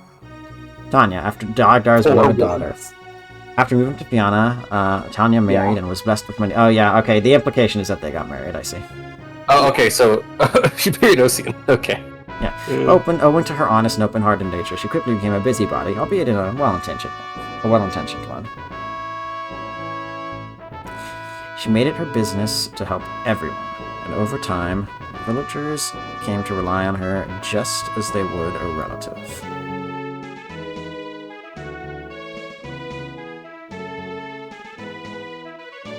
Dagdar, ex-bounded of Mount Veeldrake. Oh, yo, 80 wins? Nice. Going to Mount Veeldrake, Dagdar again gathered his underlings and set them to restore the barren land. That's more than Finn. That's more than Halvin. Wow, yeah, we did use Halvin a lot, actually. After a few years, the soil on Mount Veeldrake was reborn into rich, fertile farmland. Yeah, the fucking work. It's like you fucking toil the ground until like the rock turned into soil. Barty, Dagdar's beloved man. Phrasing, but nice. No comment. After returning to Mount Veeldrake, Barty reunited with his old friends and set about restoring the barren land. Okay, we're getting into the shorter epilogues, I can see. Look, there's just not much to say about Marty. Yeah. You know, while somewhat became a good farmer. His absent-mindedness gave way to a sort of rugged honesty and innocence. Straightforward and uncomplicated nature won him many friends. He was especially beloved among children, and by Dagdar. Yeah, Dagdar's beloved man. I mean, I assume it's because Mario was probably a good farmer. Ronan, villager of Ease. Whoa, 2 wins? Let's go. Ronan went back to Ease, where his mother awaited his return. He then resumed his ordinary life of hunting. Sometime afterwards, he quietly married and lived happily for the rest of his days. That's nice.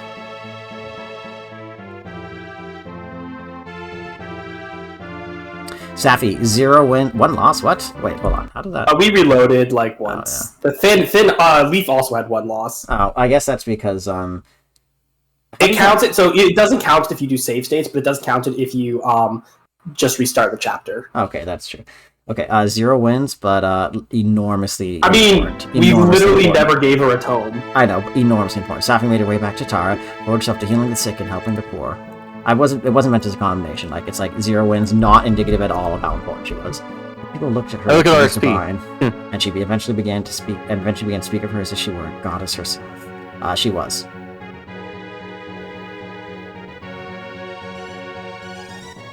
More like a saint. Fair. Shiva, sellsword of Saban. After the war, Shiva's whereabouts became unknown. He took great pain to conceal himself. Oh god, he's the Navarre. Oh god, he really is the edgy swordsman Navarre. Many unanswered questions surround this enigmatic figure in history. People get different epilogues, or is it only the one set for this one? There's only the one set. There's only the one, unfortunately. I think the varied varied epilogues is only started being a thing in Binding Blade with the introduction of the actual support system. Fair enough.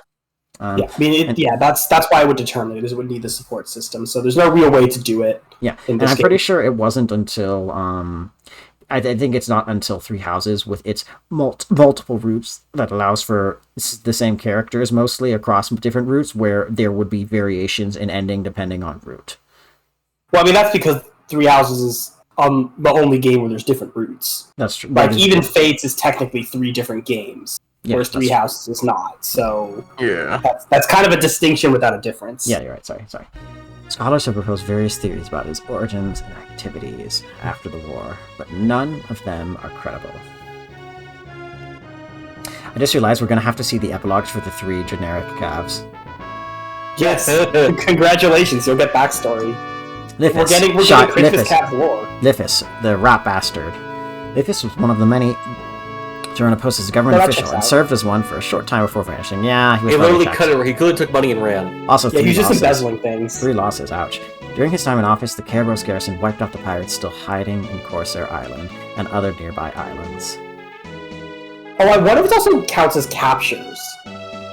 We'll have to check with Laura, because Laura's going to have a ton. After that resounding victory, Lithis simply disappeared from the pages of history. So, in my mind, that sounds like he basically cleared out those islands and then fucking hid out there.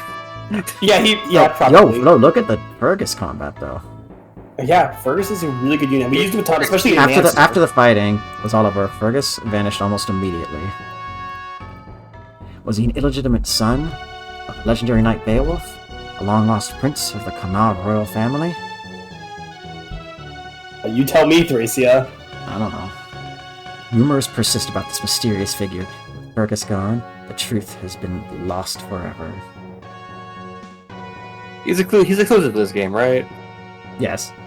He has no mention in so it's just a vague thing if it existed. Karen, Swiftrider. Returning to her native Celeste, Karen finally fulfilled her dream of joining the Order of Pegasus Knights. I mean, hey, she had good bio duty. Although her service record doesn't indicate she went on to do anything particularly noteworthy, Karen nevertheless became regarded as an excellent Pegasus Knight in her own right. That's shockingly fitting for what she actually was in the game. And these early witness. Said, consider 9 wins? Excuse me. We really didn't use him that much. I mean, we did. We just only had him for 3 chapters. Upon returning to Celeste, Cid at last took the throne, as the people had longed for him to do. We just used non to clear things instead of Cid. With his indomitable spirit and tireless work ethic, the war-torn Celeste slowly regained its former beauty, and his sister beat the shit out of him. And he beat the shit out of his dad before realizing his dad was dead. Oh, look at Asbel. I mean, Asbel's honestly, it's actually almost surprising we didn't use him more. Asbel's extremely good. Asbel fought alongside Lee for the entirety of the war, serving as his trusted side as his confidant. Aiding confidant. Sorry, I misread. For each step Lee took down that harsh road, Asbel was always beside him, helping him shoulder the war's burdens. Afterward, the end cards. Hi, Vincent. Again. Afterward, he returned to his hometown of Brest, where he became a priest as his father was before him. In only a few short years, tales of Asbel the Sage had spread to every corner of the land.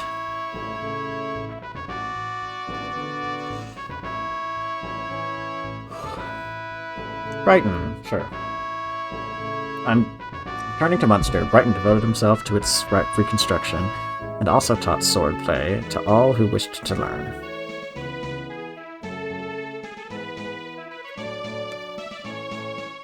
I'm gonna wait till it just reads through. After the city had been stabilized, he went on to open a small store with his new wife.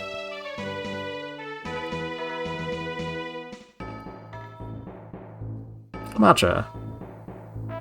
Proto-Marita. Matcha returned to Munster, where none could match her sheer zeal and passion for rebuilding the kingdom.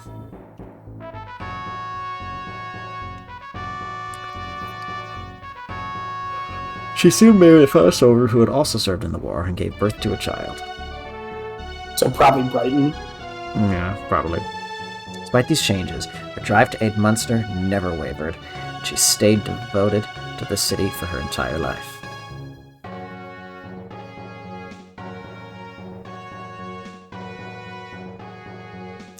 Yep, okay, yeah, I think it's counts captors. Lar, from innocence to thievery. Resuming her original trade of being a dancer, Lar went on to perform throughout Thracia. I wonder if that would change depending on if she had promoted.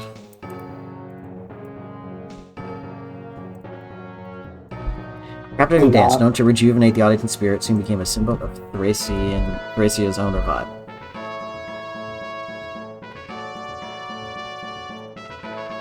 Many people were themselves inspired by her artful, vivacious performances.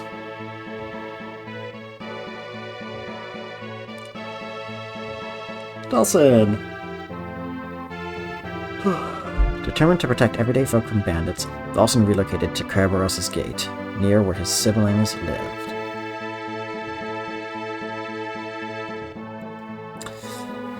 He maintained a round-the-clock watch, fighting off brigands every day and night. For a time, his life was a cycle of battle.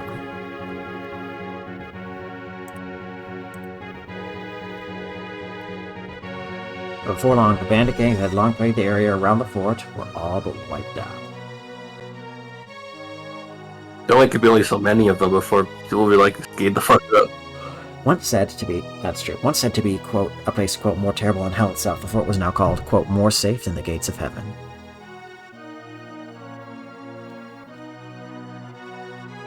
Hicks, father and axeman. Declining a government post, Hicks instead returned home to his family, where he led a quiet life. Good for him. But even when working, he always kept his trusty axe close at hand. But can you use it as that sounds like a pad? threat. He said to be ever vigilant, constantly keeping watch for danger.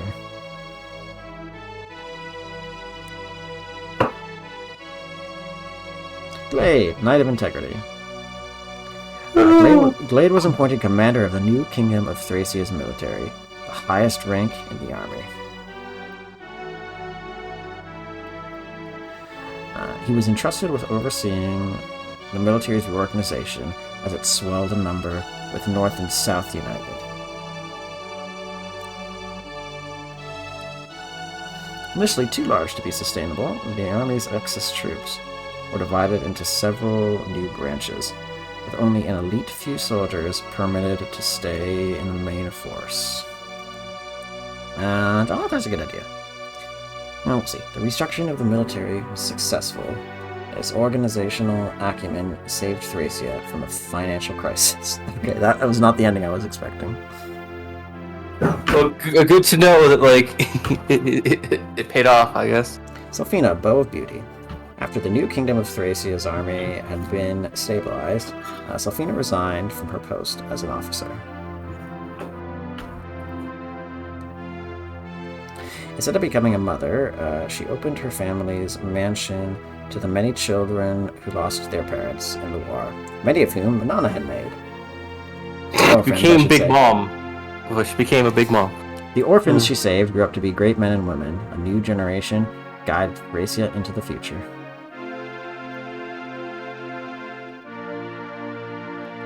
Because of this, Selphina is not only remembered as a knight, but also as the, quote, mother of Thracia. Oh, that's sweet.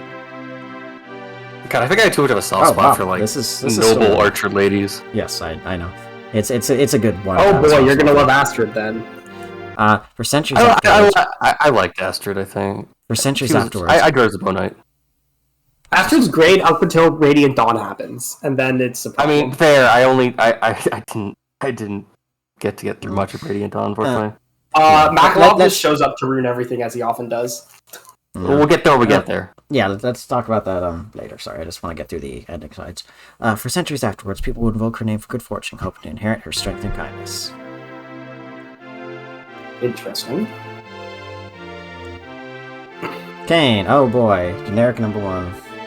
Leaving the ways of the lance behind him, Cain became a civil servant. This is the green Christmas Cav.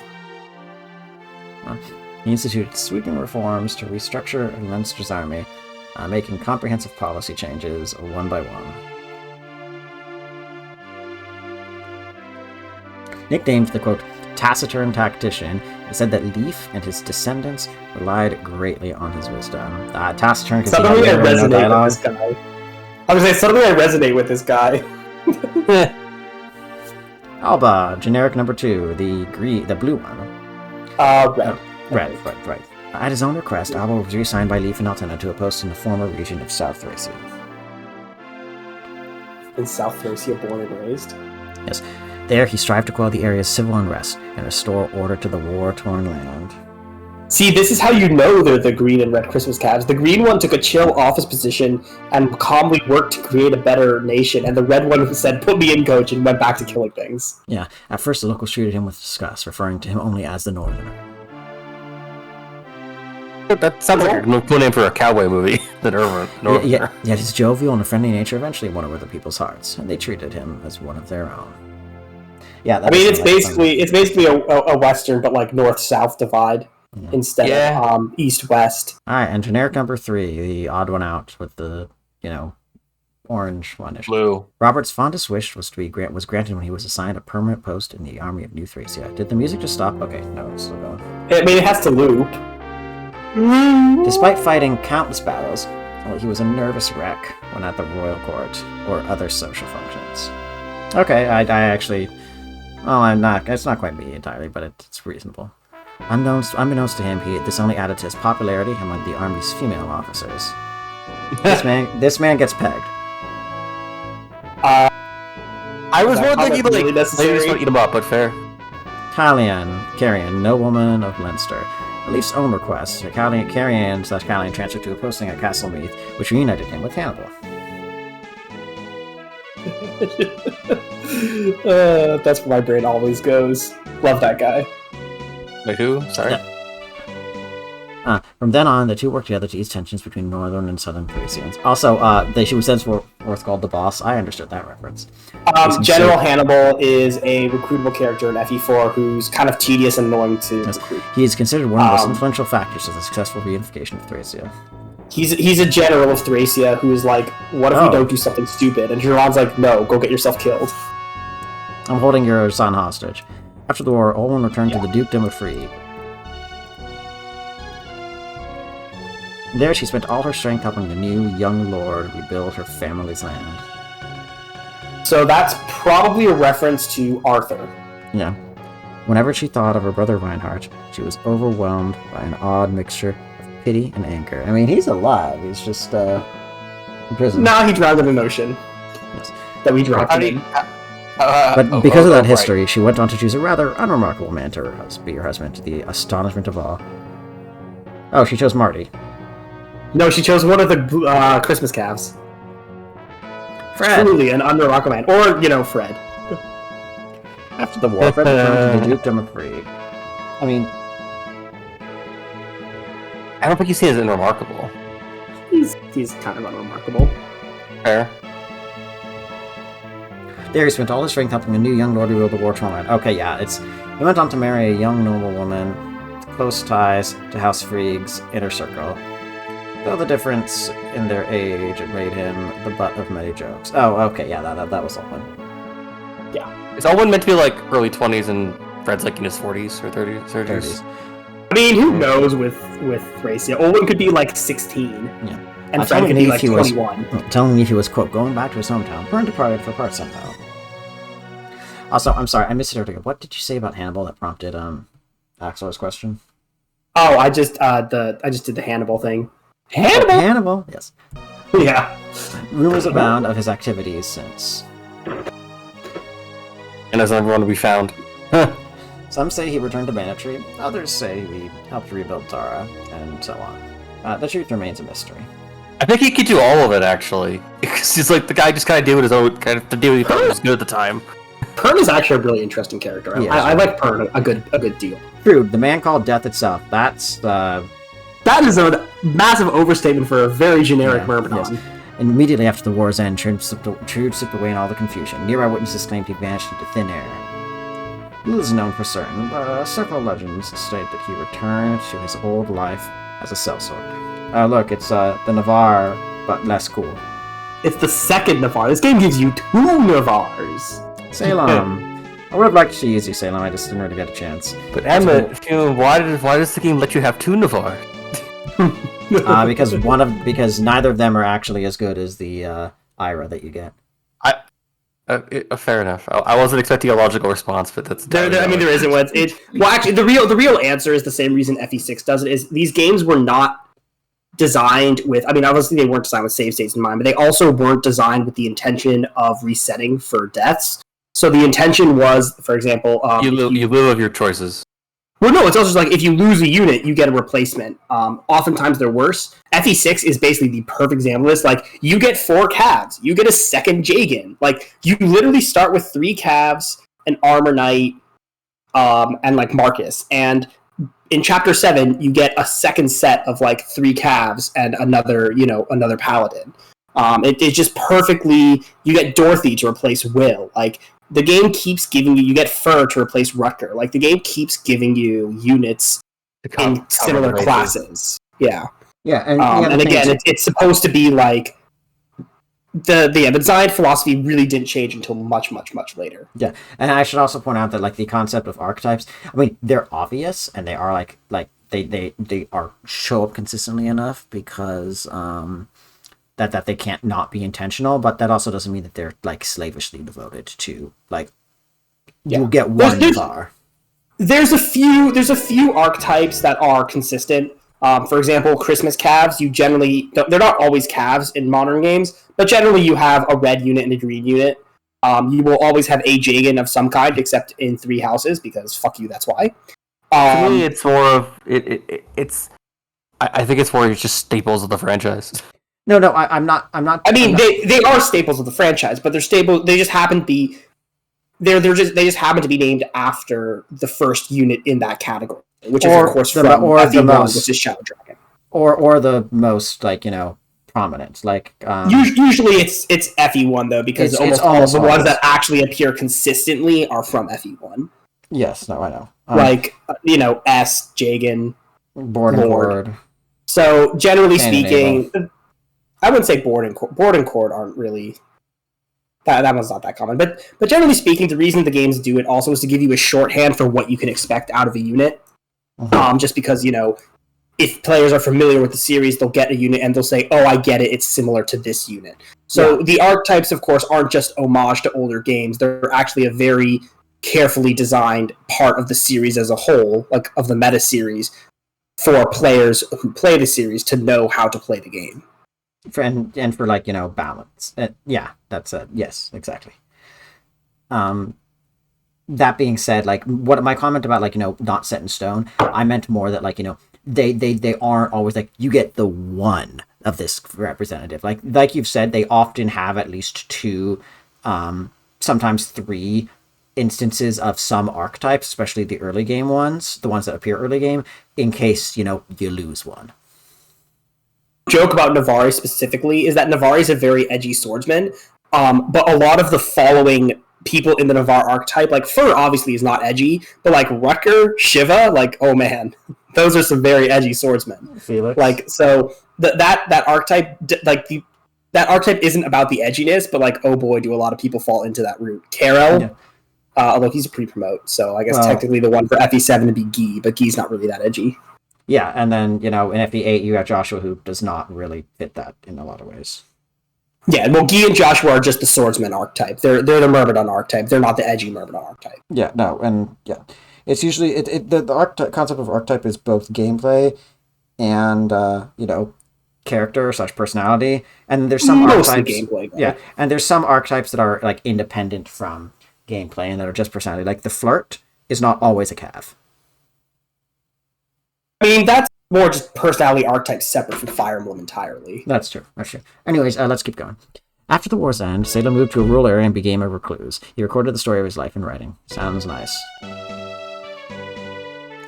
His memoirs told the tale of a man who had once been a member of the infamous Lopter Church. To historians, they were an invaluable resource, offering a rare glimpse into the inner workings of Loptrian society. See, that interests me. That's my jam. I want to know. Yeah, Salem, that'd be a text you would write a whole fucking report on. Salem's an interesting character. That would be a text that multiple people. That would be an entire body of study. I'll be honest. Literally on basically just on Loptrian studies. His thing is the cornerstone of that entire unit. Honestly, it would probably be the most complete text. But everything else would just be fragments. Yeah. And I don't think it'd be an entire department, but it would be in the history or the literature or the theology or divinity department, it would absolutely be the central scholarly work. Imagine a divinity department in a society where Naga actually just straight up exists. Can you imagine being today we're gonna study dragons, here's a dragon scale. We're gonna study divine. We're doing divine history and studies today. Yeah.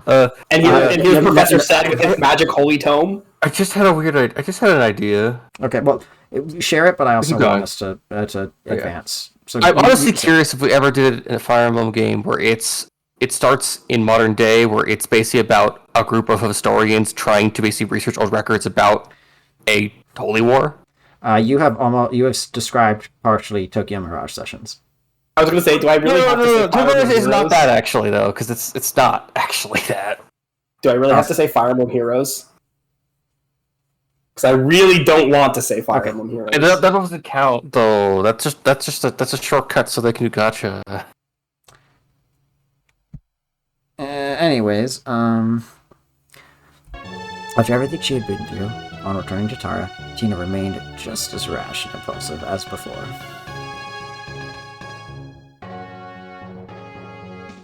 Did she ever settle down and become less wild? Disappointingly, the history books don't say.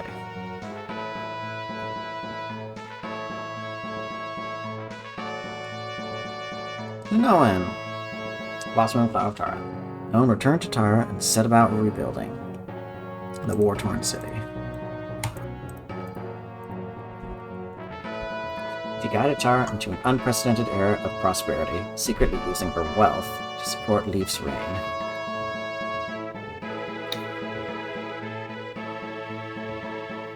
Despite being praised for her beauty throughout her life, she never married. That would have been an international incident. Nice. Her marital status, or lack thereof, became the subject of constant gossip. Oh, is there an implication with Dean or something? Yeah. Wait, if you remember, she's betrothed to Arian, but like Dean and her kind of have a thing going on, and Arian doesn't really mind because Arian kind of has a thing for Altena, so they kind of just... Yeah. Dean, hero of the Klugusais. After the war's end, Dean escorted a wounded Orion to the former region of South Thracia. Oh, okay, so Orion does live in this timeline. Nice. Continued to watch over him. Dean was later appointed to the head of the reborn Draco Knights of Thracia.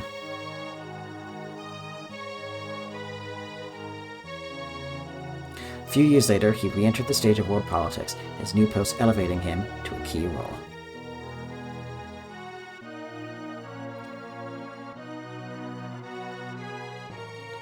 Draco Knight of Thracia. Gotta be honest, I know we put a lot of effort into her. I do think she was probably the biggest disappointment Dragon Project-wise. It's really unfortunate. Yeah, we probably just need to give her more skills or something. I don't know. I just thought she was going to be better, honestly. Yeah. I guess I kind of forgot that stats aren't that important, because, like, Leaf has stats, and it doesn't matter. I missed that. After the founding of the Nukan Thracia, Edda became a closer and confidant to Altena. Edda tried her best to raise her spirits, as the war and its reservations had taken their toll on her, Altena.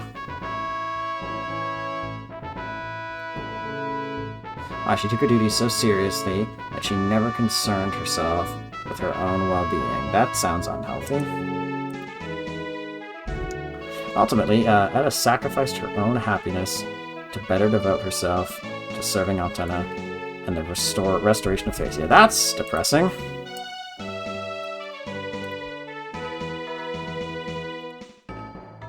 Homer, a traveling bard. I wanted to use you, but we had too many casters, sorry.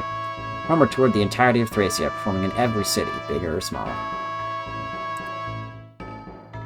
Hey, Drift Pride, how are you? Everywhere he went, he sang the heroic saga of Leaf.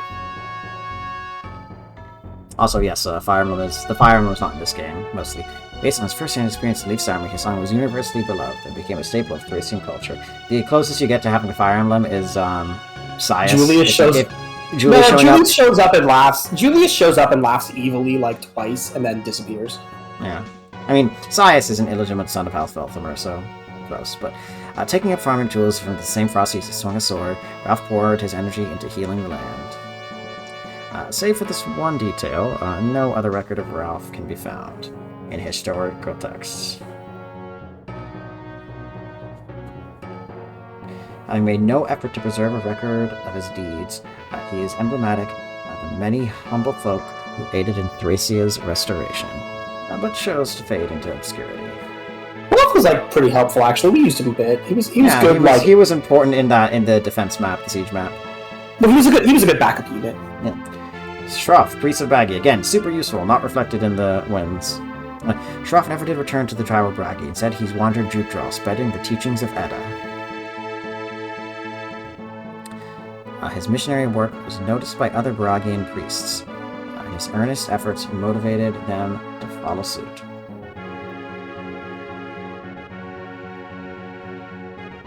Due to the movement, the Church of Edda once more became the dominant religion of the land.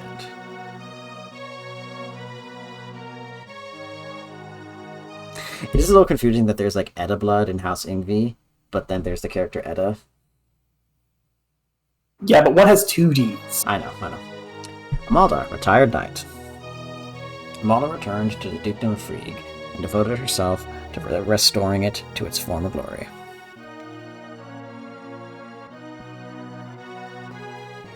House Frigg's disastrous rule of North Thracia had depleted most of their manpower and ruined their family land. However, as the years went by, Amalda's tireless work gradually returned the land to its once beautiful state.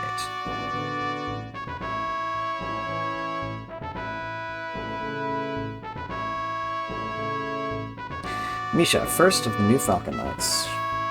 Misha returned to Celeste, where she was welcomed back by the Order of Pegasus Knights with open arms.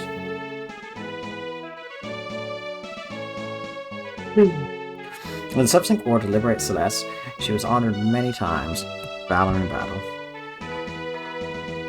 We're almost done. I think she was one of the last ones we recruited.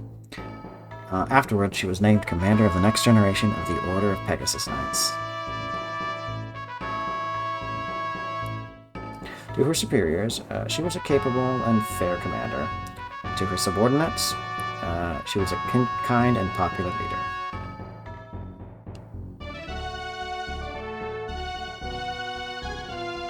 Xavier, loyal warhorse, my boy. I'm getting called. I gotta go. That's fine. No worries. Xavier devoted himself to the establishment of Leaf's new kingdom of Thracia. A man of ample experience and knowledge, his advice always identified the root of the problem.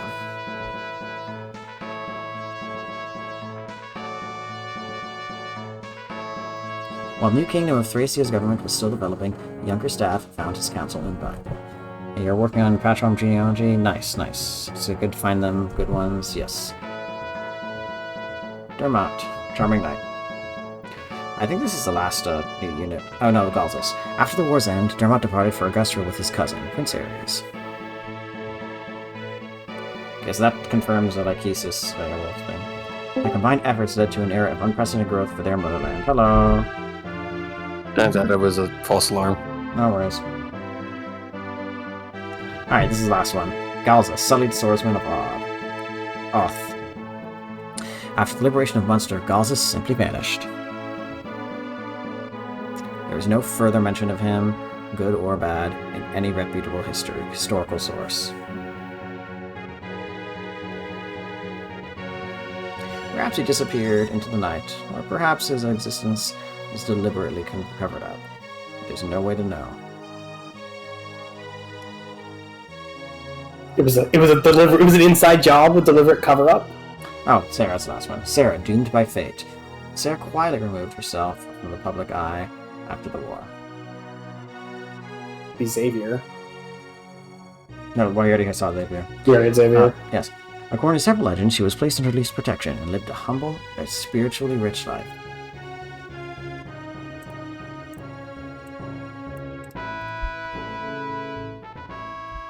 That's the last one. Finn.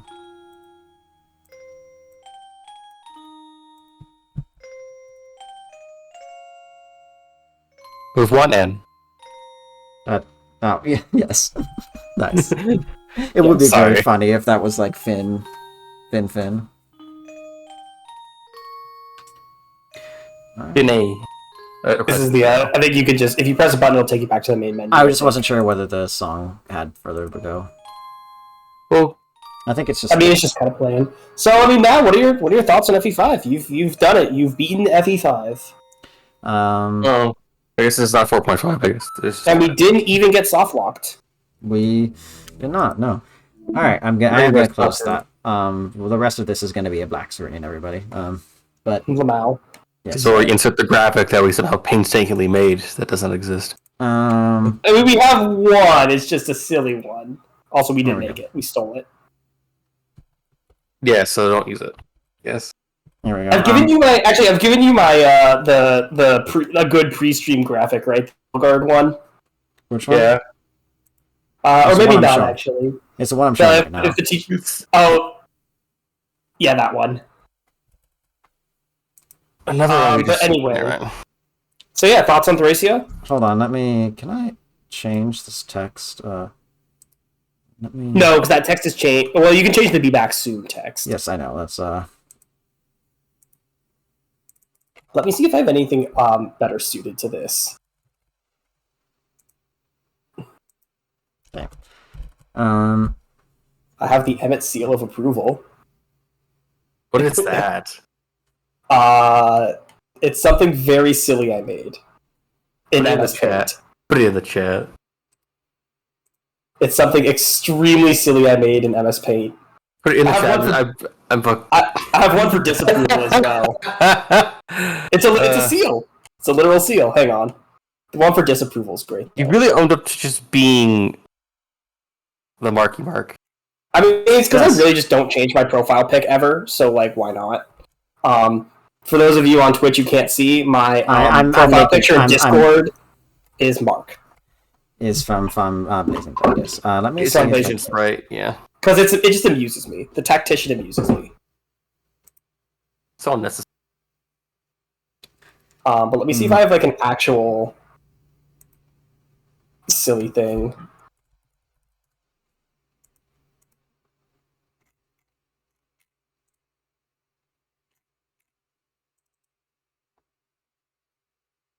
Because the idea is that most fights are not actually meant to be in turn-based grid, but via the tactician's mind, it can be.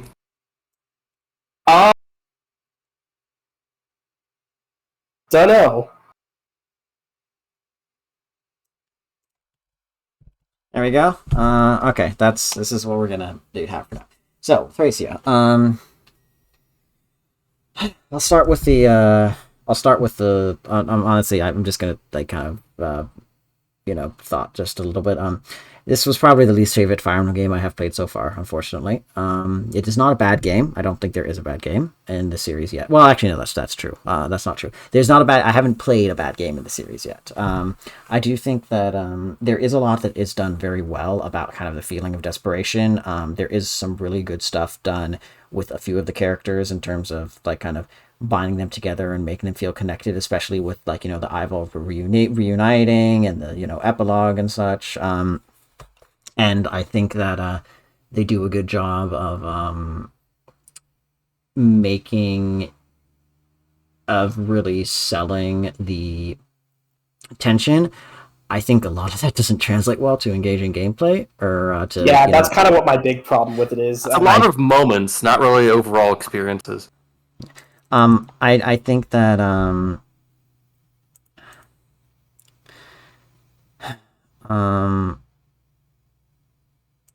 on, let me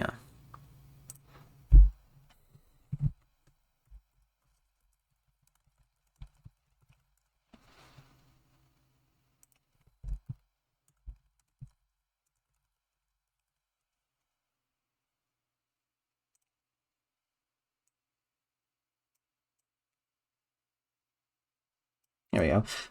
So I think that in terms of some of those mechanics, the way that escape map, yes, thank you, Vincent. The way that escape map work is just really annoying, both in terms of just yes, I know that the kind of it's supposed to communicate the whole like you got to get out, but especially the earlier ones, and the Munster arc itself it's so fucking hard to be so early in the game when you get like you don't have any good units, and the ones that you do have, like even Fergus, who's the best one you have at the moment, is nerfed because you can't do anything indoors. And I'll also say that so sorry, I'm a little bit all over the place in my head. So the first thing I will say is that a lot of those gameplay mechanics I've described are kind of don't really feel great in practice, like the Fog of War being like all black and there being so many fucking Fog of War maps is really frustrating, because I guess one way of saying is that if I didn't have Emmett here and Axor here helping me so much, and no rudeness intended to you, Axor, but like especially Emmett, like cheating.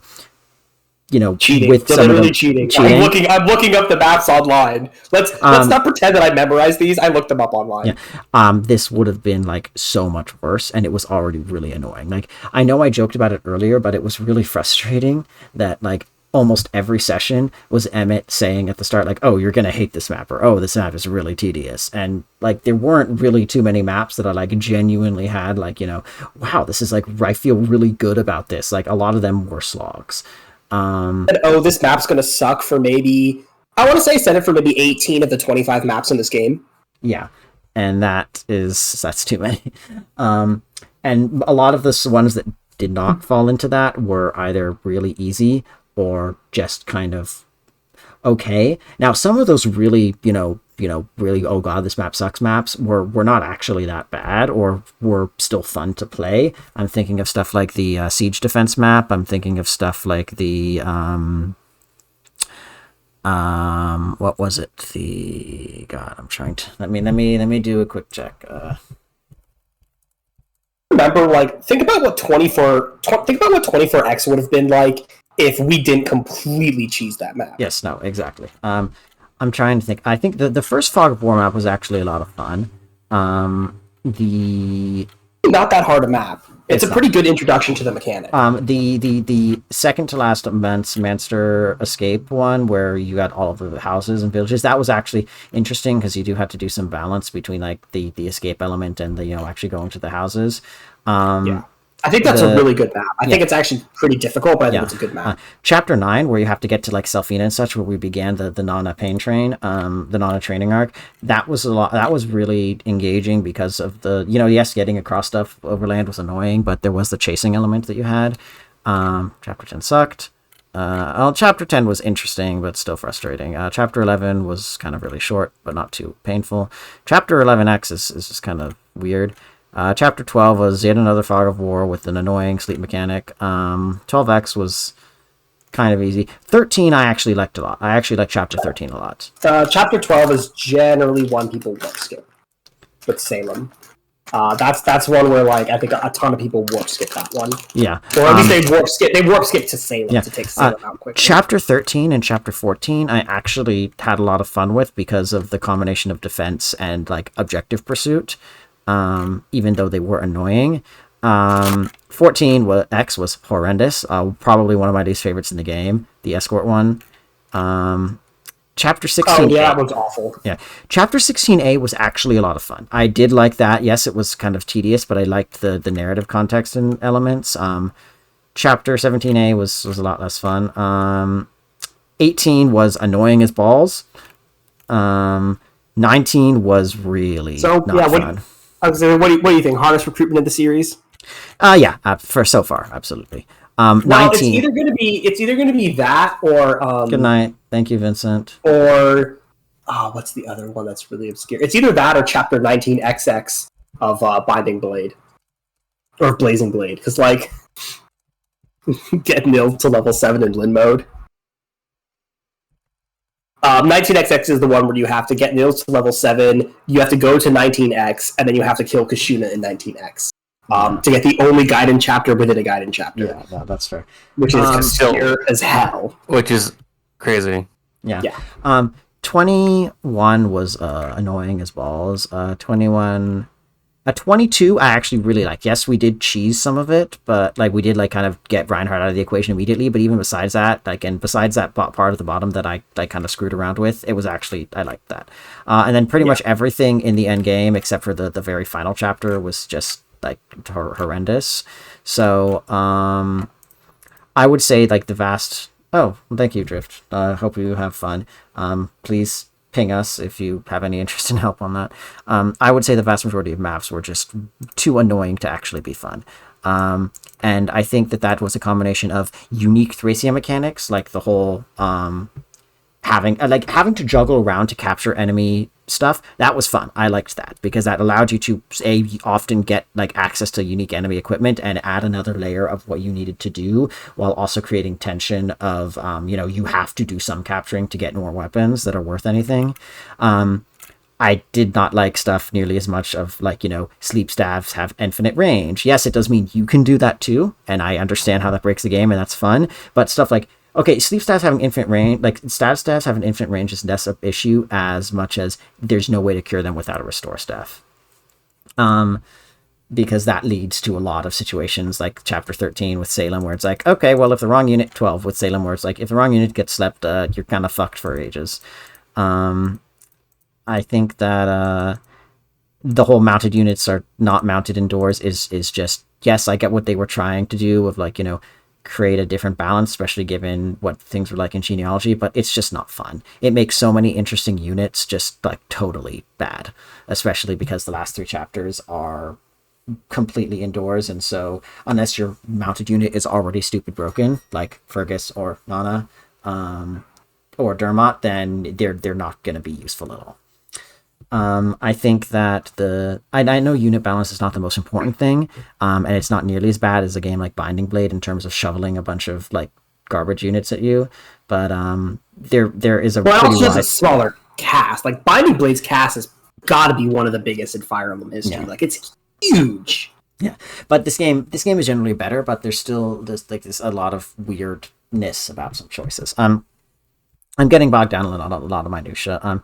In terms of like things that I did like I said, I did overall like the, you know, more self-contained nature of the story. I didn't quite buy some of Leaf's mistakes, or like some of the things that the game castigates Leaf for, or just like what? Hold on, just like some of the stakes. I think that like like maybe it was because it was you talking about it, but I think that like until you get to the end, like Leaf's major mistake was going directly after Tara. And yes, he gets himself captured in like chapter 3, but nobody really predicted that it was a trap. The big issue of Leaf is that he immediately marches to Ulster's aid and gets half his army killed. Like that is Leaf's big failing. Oh right, Ulster.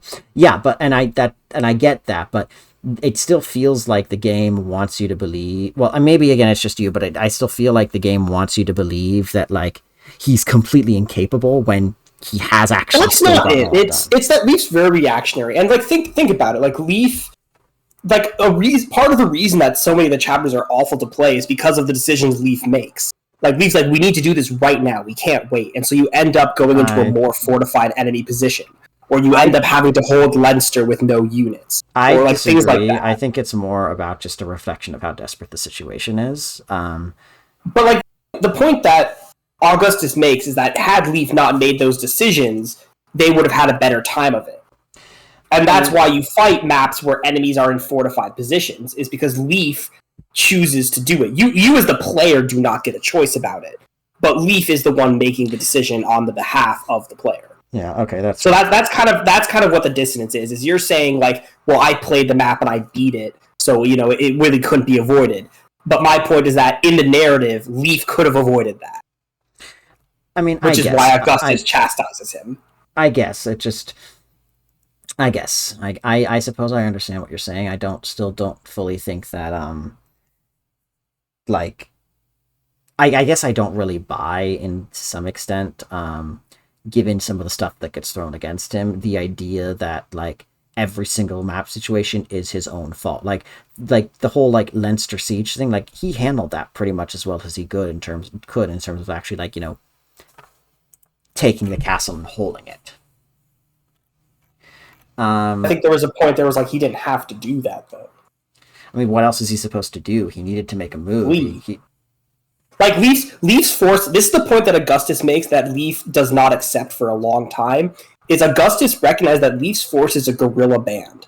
The only tactic available to an army that small and weak is to strike quickly, to strike hard, and then to run away into the night. And Leaf does not do that. Leaf constantly is putting himself in the open and taking massive risks for very minimal gains. He does it with Tara. He does it with Leinster. He tries to do it with Ulster. And that's what Augustus keeps telling him. He's like, you need to liberate it, but you, like, until you build an army, you can't do what you want to do. And Leaf doesn't do that, and so he gets into situations where he ends up losing large portions of his army because he chooses to dig in instead of guerrilla tactics.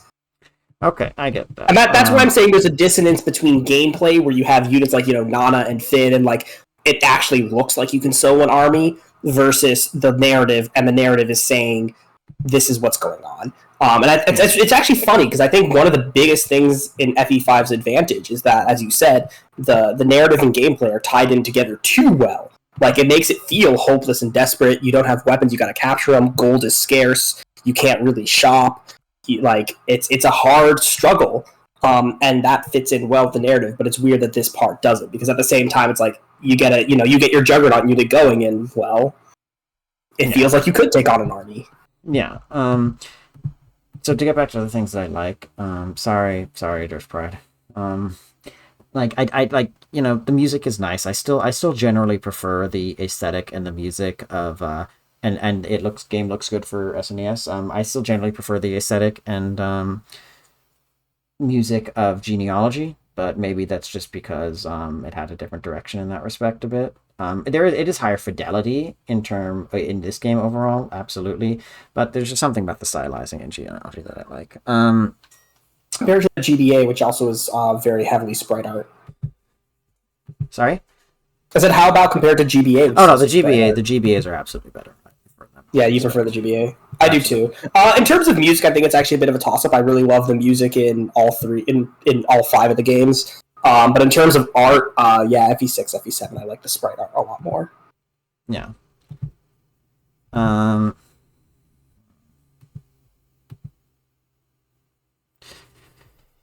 Sorry, let me just think. What else? Thank you, Drift Pride. Yes, I do too. In terms of the games I have played on stream, Genealogy: The Holy War, which is unfortunately not recorded. Binding Blade, which is unfortunately not recorded until like chapter 6 or 7.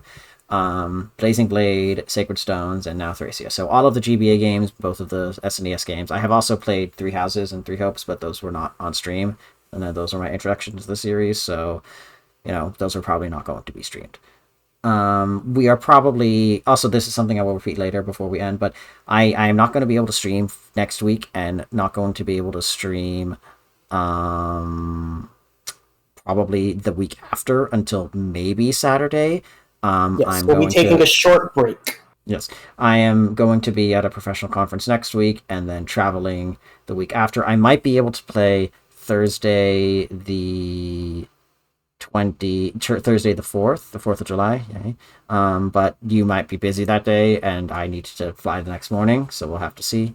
But that's so I'm busy, and then I wanted to finish Thracia tonight because I did not want to have to wait 2.5 weeks at least before we just did the last chapter. So we will be playing Thracia. And Red, to your point, I actually was thinking about talking to Fume and maybe just doing like a quick Crimson Flower playthrough. It would take so much to make me want to play Crimson Flower. I don't want to play Crimson Flower. I just said it because it's the shortest route. I know, it's a very short route. But yeah, I mean, it would take so much to make me want to play Crimson Flower. Better than Silver Snow. We're not having a discussion now. But basically, yeah. I mean, it's I get Three House burned out. It's like you have to get the complete story in the first place. You have to play it like at least 4 times, and most people have probably played it more than 4 times. What we could do is I have like a new game plus file. We could pop in like Azure Moon and use like the Renown to like kind of go through the game on normal mode and just like look at the story and such. I mean, honestly, I feel if we're going to do Three Houses, it's less about the story, more about the gameplay. Because you can just get so bogged down in the story that if we're streaming it, it would make more sense to honestly just do a short... Like, instead of doing like a Let's Play as we've been doing and reading out the story, we just skip the story and we focus more on supports and just having fun with the game and making characters. Sorry, we're getting off track a little bit just to get back to Thracia. So, I mean, as I said, like Thracia is not a bad game. I know Fates exists, so I'm not going to say it's a janky game. Games, but it is a jank. Sorry. I was going to say, I should be clear, that's my personal opinion. I really don't like Fates. It's story or it's gameplay. I know some people who do really like the gameplay, so you'll have to judge it for yourself. Okay, but yes.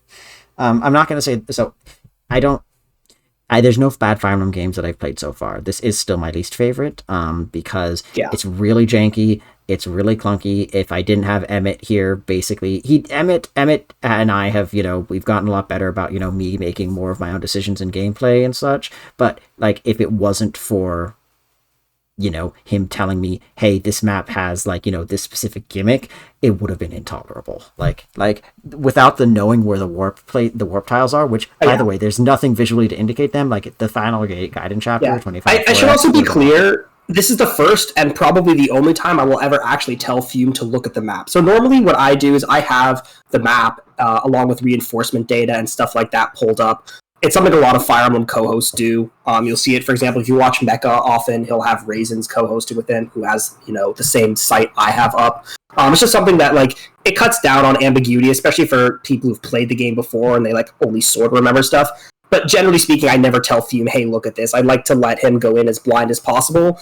I think this is the only time, and probably the only time I ever will, just say, hey, you know what? You got to look at the map for this chapter. Like, I can't explain it to you. You just need to look at it. That's how bad that chapter was. Yeah, even like other ones where he's been like, this is X mechanic and you need to watch out for, he's usually not just giving me the map. Or I'm vague, too. I'll be like, hey, something funny is going to happen in 2 turns. But I'm not going to tell you. Or not even 2 turns. He'll just say something funny happens. Yeah. But yeah, this map was 24X is truly like it's the epitome of just really everything that makes Thracia, both kind of the good and the bad, I think. Yeah, like the good is that like if you can warp, if like you have busted tools. Like I do love that this game, yes, this infinite range like staves is really fucking annoying when used against you. But the enemies do sometimes use it in interesting ways. Like enemies so rarely use warp staffs against you that it's actually really fun to have a game where they do so. And it also means that your own staff units can do so. And that is really engaging. And again, the capture mechanic means you can get a lot of broken weapons yourself if you can actually beat the enemies who, have them. And there's also like, if you have Tina and you use Tina more heavily, then like you can kind of bypass you can't bypass it, but like, you can get a lot more options open to you in terms of taking things, since you don't have to compete against like the opponent's con with the capturing. Yeah, you compete against Magic instead, but Tina is probably going to easily max Magic with if I had used, and that is something I think the game does do well, is that we mostly relied on the broken units, and that's how mostly I play the game, because I tend to pick the strongest units, and I rarely, like, the biggest exception has been Amelia and Sacred Stones. I rarely play the actively bad units. And Gonzalez is not objectively good. Gonzalez can be made good, but he doesn't start that way. I bullied you into using Gonzalez. You just succumbed. I don't regret it, but yes, like I don't try to make the games as easy as possible. Like I don't cheese them. Usually, and there's nothing wrong if people do that. But like I this is the first game where I really did warp skipping, because A, some maps I just really didn't want to fucking deal with them, and B, also it was kind of funny, and B, it was funny. That's it. This game is sort of a proto version of Engage, which I think nailed it, where they give you the tools knowing you're going to use them. And so the maps are in many ways designed around the expectation that the game has given you these tools and that you as the player should use them. Because if you don't use them, it's just going to be worse. But it's unfortunately a very early version of that, so it still kind of feels unbalanced and not very fun sometimes. Yeah, that's part of what I'm going to say. The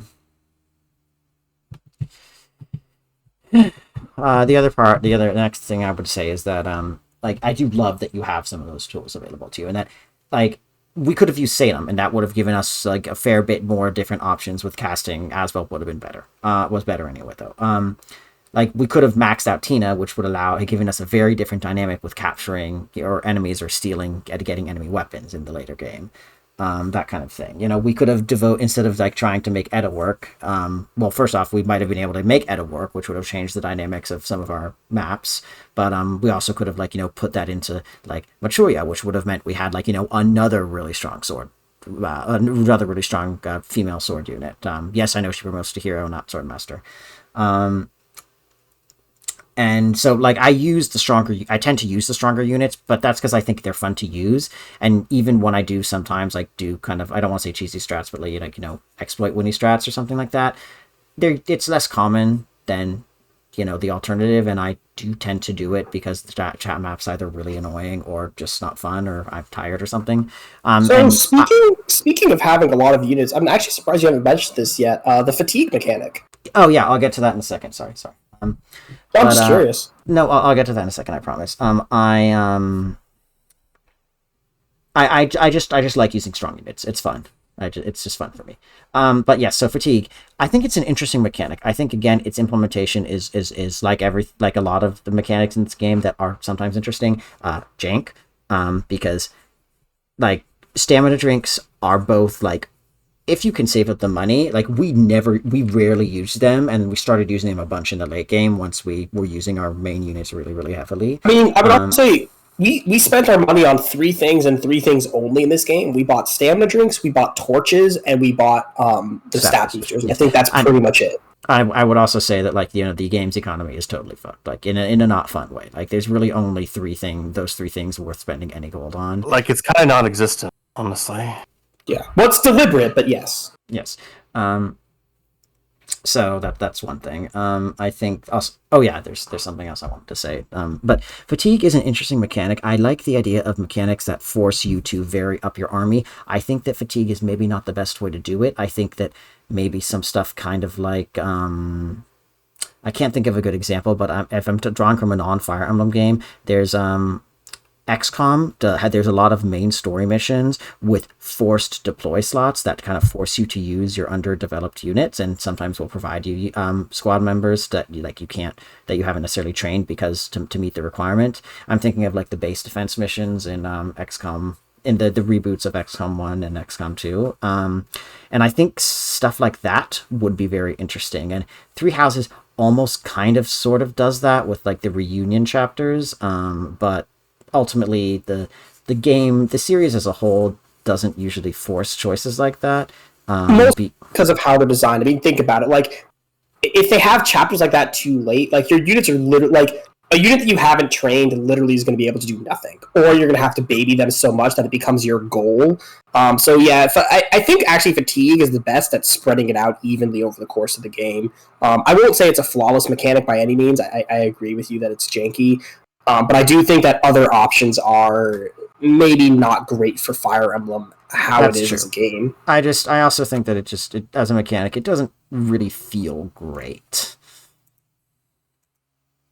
You know what I mean? Yeah, no, I agree. I can't say I enjoy it a ton myself. Let's see, what else?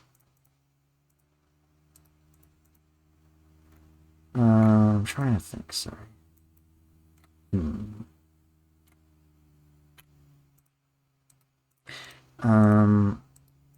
Oh god, so we were talking about fatigue.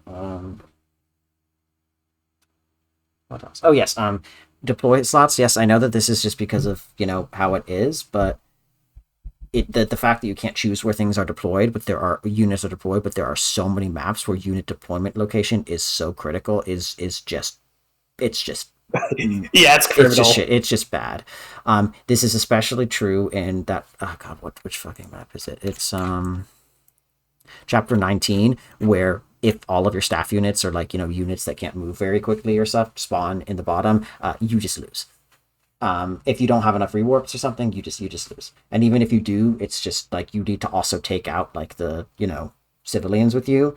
So it's just shitty. And like even this final map, like that whole thing would have been like we were able to salvage it, but like it could have been so much worse. And I have to say, if I ever do replay Thracia, I probably will use the quality of life patch where I do choose where to deploy units, because you're right, that is one of the most unpleasant things I think about it. Is it's so hard to make a plan, and then your plan doesn't work because the game's like, oh, by the way, the units you need are actually in completely separate locations. Yeah, like, and again, it makes some like at least it means you can reset pretty early, but it's still yeah, it's a huge quality of life feature. It's just future really games. Shitty. Yeah, and I'm glad that they included it starting in Binding Blade. What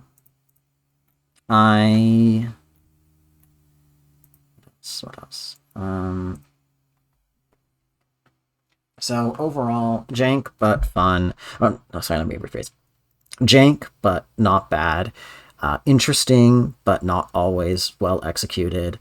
I think if you did it on your own, it wouldn't experimental but not always successful is the best way I'd say it. So I'd say it's a unique experience. Yeah, I don't give like number scores or like grade scores, because I think that that's a silly concept, and I also think that overall the kind of grade level for that has been so skewed. Like a 6 out of 10 nowadays is seen as a truly awful game. I see 5. 5 should be 5 is average. Yes, but that's not how it's perceived anymore. That's not how it's perceived anymore. I would say 7. Generally, to me, 7 is like a perfectly functional. 7 is like mediocre. 7 is like it's a functional game. You get some enjoyment out of it. Grading. It's not helpful because it's like the Y's are 5. Why is 1 through 5 on the list? I mean, the point is we all agree that numbers are like. I only use numbers for entertainment value. Like I really don't put much weight in them. Always read the reviews, folks. The written ones, not the number ones. So yeah, I agree with you there. I just think numbers are funny. Like I agree. I would not give Thracia a serious number rating. I would actually give it a 776 out of 100. I would not. I don't know, But yeah, 1,000, I I'm not guess. going to give it No, one. I will. I'd give it a 776. I'm not telling you what it's out of. I'll just give it a 776. Um, me when I see the 777th Thracia fan. I I'm gonna just straight up say it is my least favorite Fire Emblem game that I played so far, and unless something really radical happens, it might be my least favorite overall. Now I might eat those words depending on how Radiant Dawn goes and Fates go. Radiant Dawn, I actually think Radiant Dawn is another game where having a lot of prior knowledge helps, but it's not nearly as bad as Thracia. Not nearly. Yeah. I think they are. I think they are good. I think they are good, decent to good games. Though, I guess we'll have more narrative things to talk about nitpicking and otherwise. But that's other things. Yeah. Oh, yeah. That is something else I do think is I know that this is still relatively early in the series, and it is the last game that Base Kago worked on.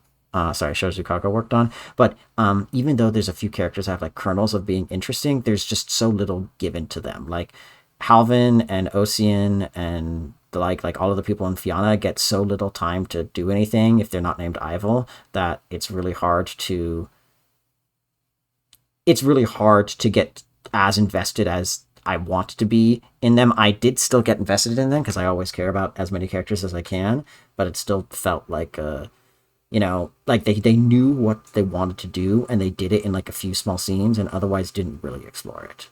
Like, at least we got Augustus though, and he's pretty cool. Yeah, and like as in terms of like tactician in terms of like advisor characters who take up way too much talking space, he is significantly less bad than Merlinus and Binding Blade in that respect because he's still he interacts with other characters, whereas Merlinus was often just talking to Roy he is a fair bit more interesting than Merlinus in his own respect. Plus, he has another tactician figure, Duke Dorius, to bounce off of for most of the game. Yeah. No, I agree with that. I still think actually, FE5's plot is up there for me. I wouldn't say my favorite, but I like FE5 a lot. I think as you can tell from how I like Lin mode, I kind of just like smaller focused plots that aren't kill evil dragon, just because they're a little bit more fresh air. So I really enjoy Leaf's struggle, and yeah, it's not the best, but overall as the series as a whole, it offers something unique, which I definitely think. It's not a bad game. It's not a bad game, not in the slightest. Well, I was talking about the narrative. Yeah, that's true. On the whole, I kind of agree with you. I wouldn't say it's my least Fire Emblem. Definitely Fates. Well, again, of the ones I've played, I haven't played Fates. But I agree. It is. I'd have to replay it because it's been a long time, but I think it's pretty low on my list as well. Like, I respect it and what it's going for, but I don't have too much fun playing it. Yeah, that's very reasonable, and very much in line with my take. So I'll think that's gonna be pretty much where we end for tonight. I wanted to do some more Shadow of the Erdtree later, but I think I'll just do that tomorrow when I'm done getting ready for my conference. As I have, and I'll reiterate one more time, just so this is at the end of the VOD. We're not playing for at least a week and a half, possibly 2 weeks, possibly longer, depending on if I can even stream while I'm, in the other place I'm going to be in all of July. And that's part of the reason why we're doing this tonight, so that we don't have to have an awkward Tellius start. But thank you to everybody for joining in July, so we'll see how that goes. Yeah, just a week. But yeah, next time we'll be starting on Tellius FE9. Yes. Yes. That reminds you of the thing I'm going to send to you that's separate, so I'll go dig it up. Nice, but thank you everybody for joining us. Thank you Drift Pride for coming in for the first time. Thank you Red for coming in this evening. Thank you to Vincent for coming earlier and Nefertiti for coming earlier as well. Thank you Axor for joining me today. Thank you Emmett for joining me today.